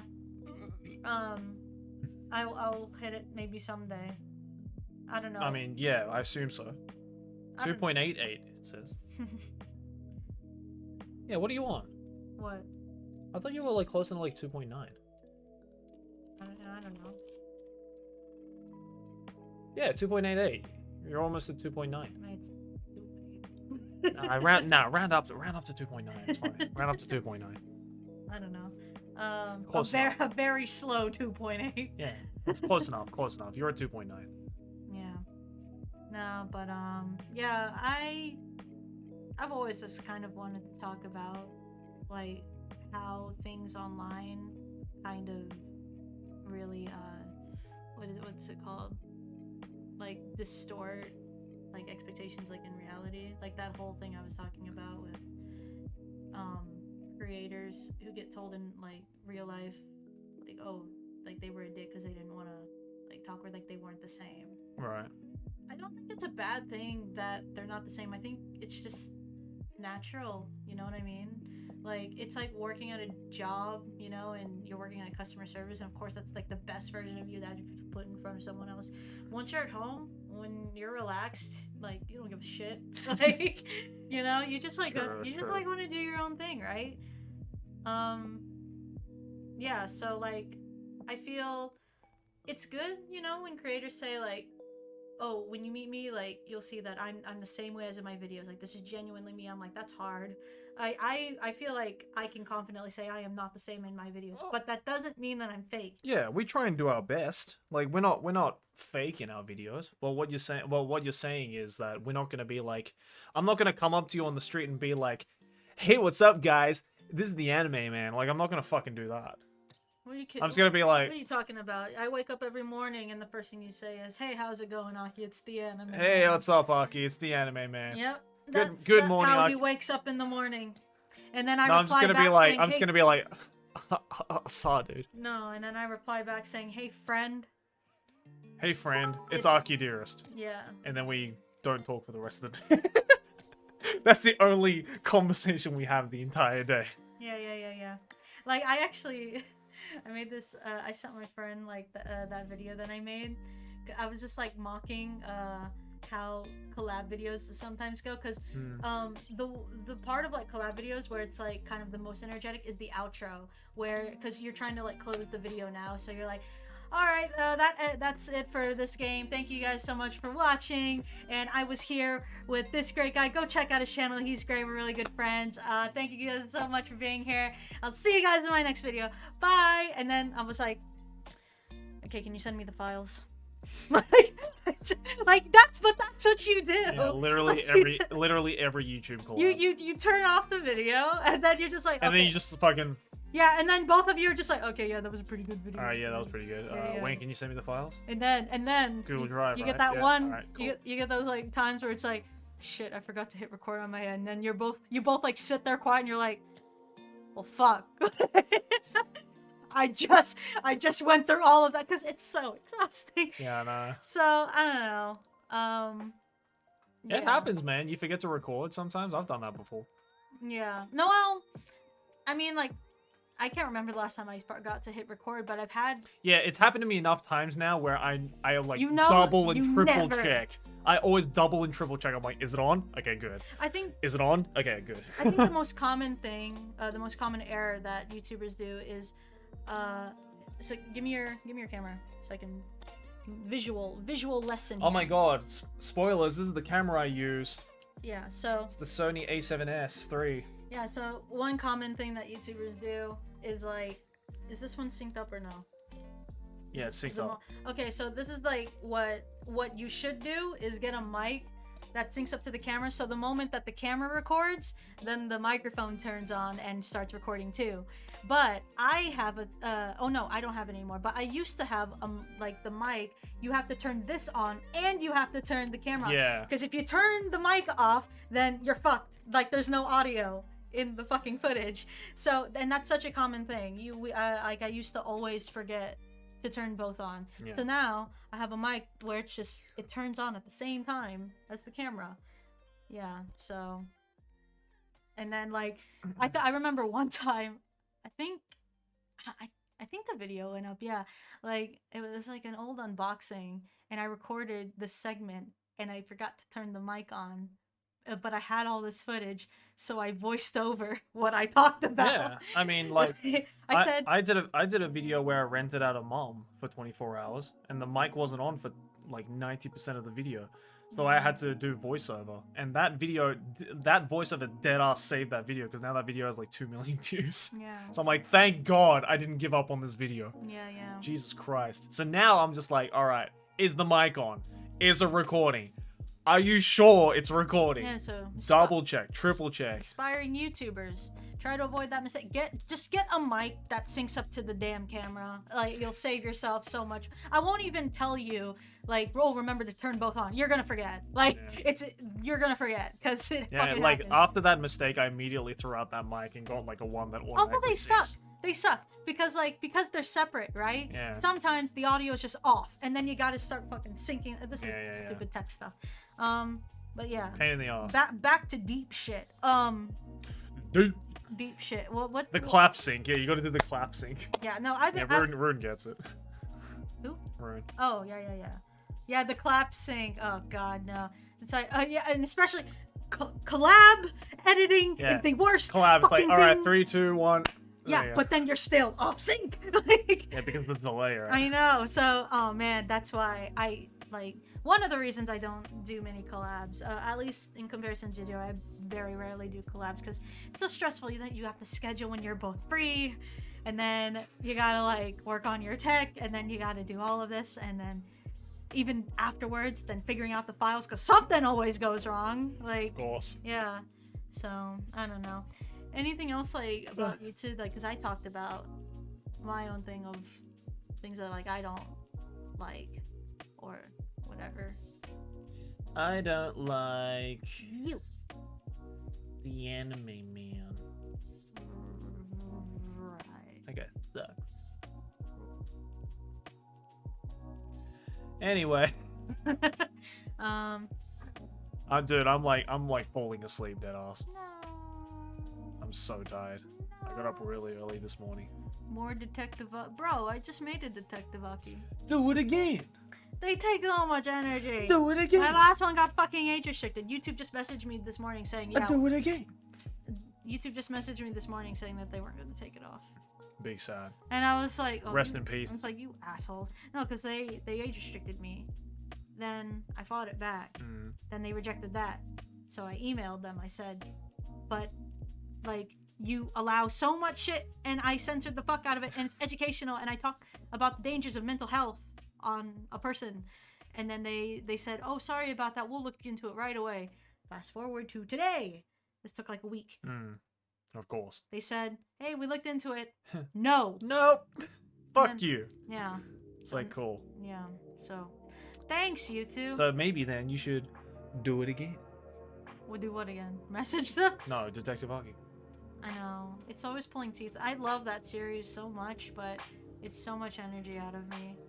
I have like a whole list Yeah, of... but like that's why people like that show, right? That you do because it does take a lot of effort, and you put a lot of effort into it, and people love that shit. I try to. That's why the other ones have so many fucking views, right? Yeah. If people didn't like it, there wouldn't be views on it. Yeah. Like, there was this, what was that? It's a donation, Uchizuki. What's your guys' advice for someone just starting where they feel like all his ideas have been done already, most likely? I'm kind of in a rut with this feeling at the moment. Just do it anyway. Yeah, you should do it. And, like, the thing is about like YouTube content is that, you know, No one's original. being 100% original is extremely hard. What you do is sometimes just presenting sometimes the same topic just in a way that no one's ever done it before. You know, Do the same idea, but you can do the same idea because at the end of the day, it's still going to be different because you're the one doing it, And not, that doesn't- not the other person. And by doing it different, that doesn't mean taking someone's video and just translating it into, I don't know, Spanish or whatever, just saying the same shit. Yeah, Like, yeah. Not like that, but like in like for example, Kurskastad, my favorite channel. they talk about like, Brexit, coronavirus, like things that everyone has already heard of. There's millions of videos on. But I like Kurskastat because of their style. You know a Kurskastat video when you see it. I like the way that they do it because they do it in a nutshell. Yeah. Because that's their channel. But some people like a different YouTuber, the way that they explain it. It's like picking news channels on YouTube. Some people like they have Philip their own. DeFranco, some people like Scarce. Yeah, they have their own distinct styles, right? Like I think every YouTuber has made at least one video on Attack on Titan, but everyone's videos are different because they present it in a different way. They present ideas in a different way. They edit it in a different way. They talk about it in a different way. That's why I don't like it. Like whenever if I do a video where I went somewhere in Japan, or the Detective Aki series, like those series or those cases that I talk about in that series, they're on YouTube, like also told by other people. But I do it in my own way because I live in Japan, so I'm trying to utilize that, and I also have access to Japanese media, so I'm using that, and I'm trying to do it in my own way. I'm telling the same story just the way that I would want to be told. Yeah. If someone told me, because I mean, I don't want to read the wiki. That sounds fun. I like to see like a documentary on that. So exactly. Yeah, that's how that goes. So just do it anyway, Uchizuki. Just do it anyway and make it your own. Because trust me, half the shit that Aki and I do is not original. Someone's already done it before. The difference is we're the ones that did it. We're the ones that do the video and that makes it unique to us. Another thing is like it's kind of the same thing where if we go somewhere in Japan and we make a video on it, then there's always that comment saying, "Boo! Like you're copying this YouTuber because they went there too." It's like, oh, I'm sorry. Do you want me to go to fucking Saturn? Yeah, like it's like Jesus Christ. Yeah. There's nowhere in the world like do you want me to fucking dive down into the Mariana Trench where no one's been before? It's like I'm sorry. No, I didn't realize I didn't realize that if one person has been to a place, no one else is allowed to vlog there. Yeah, like someone kind of got on me of saying because I was talking about the cult in Japan, and there was this other. God damn it, I already forgot their name. I think are they Scottish or they're Australian? I don't know. But anyways, they talked about the same case. Why are you looking around? No, because that was me thinking. Oh. They were saying, "Boo! Like you're copying this YouTuber because they already covered this case," and I was like, "That YouTuber doesn't own the case, dude! Like, like I don't know." Yeah, that's the same logic as someone like say like a news story breaks out, right? And you see it on one news website, and then you go to another news website and you go, "Boo! Someone's already this other website has already covered this news story." How much you want to bet? So unoriginal. How much you want to bet Mr. Beast is gonna be like the first YouTuber on a planet? Knowing him, he'll probably do it. I don't know. He's gonna be the first YouTuber in space. Yeah. Hands down. That kid is going to space. He will open up a Beast Burger on the moon. That kid is going to space. I'm calling it right now. I can see the thumbnail right now. I opened up Beast Burger on the moon. Or I got stranded on the moon, or I don't know. Last one to leave the moon keeps it. Yeah. last one to take off their astronaut helmet. Yeah. Last one to survive cold, dead space. Wins $1 million.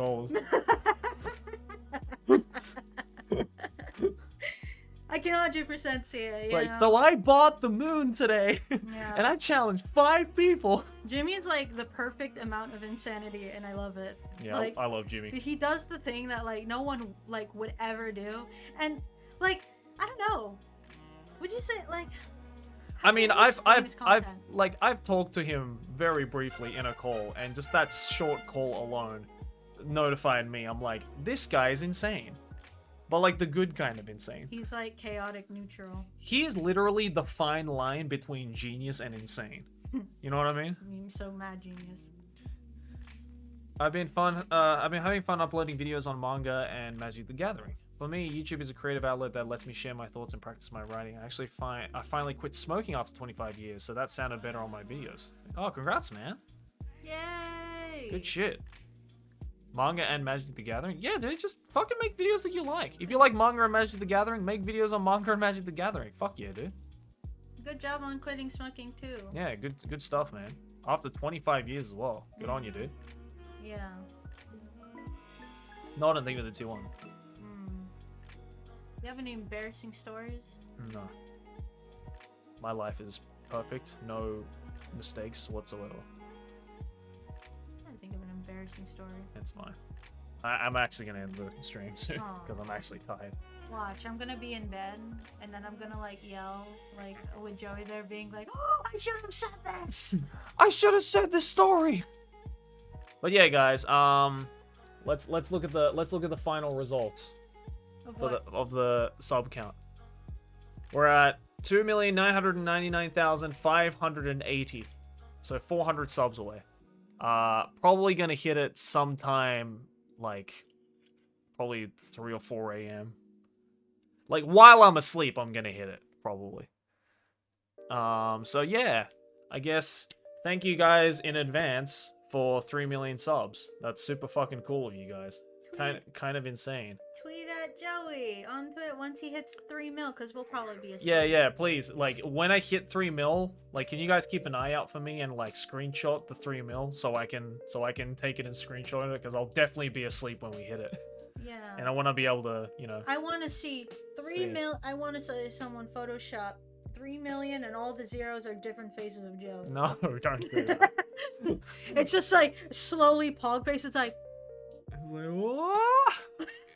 As it hits 3 mil. Or it's like a pog face, but the 3 mil coming out of your mouth. No. Don't give them ideas. Too late. It's done. You have to do it. But yeah, guys, like real talk though, super thank you guys for like 3 mil. That's fucking nuts. Just gonna keep doing the same shit that you guys like. Gonna keep making videos, and I don't know, 4 mil next, I guess. Hell yeah, whenever the fuck I'm gonna hit that. Did you water your plant? No, Okay. I will. All right. But anyways, guys, thanks for the chill stream. It was super fun to hang out. Thanks for all the subs, bits, donations, all that good stuff. Let's see. Let's see if we can rate someone who's streaming right now. Me. Oh, there's a few people streaming right now On the Boy Man channel. on the Boy Man channel. And that'll be your next. That's your second channel? No, third channel name. Boy Man channel. Boy Man. The Boy Man. Yeah. Or the Man Anime. Maybe Hi Guy? Yeah, he's still streaming. All right, we're gonna rate my friend Hi Guy. He has a very interesting beard. Good friend of mine. He's playing some retro games. What's he playing? Mega Man X? Yeah, it looks like Mega Man X. But yeah, we're gonna rate my friend AJ. Hi Guy. Fucking awesome streamer, super talented streamer. He's having fun playing some retro games right now, so go give him warm welcome. And yeah, guys, thanks again for 3 million subs. Love you guys. See you guys next stream or next video. All right, peace.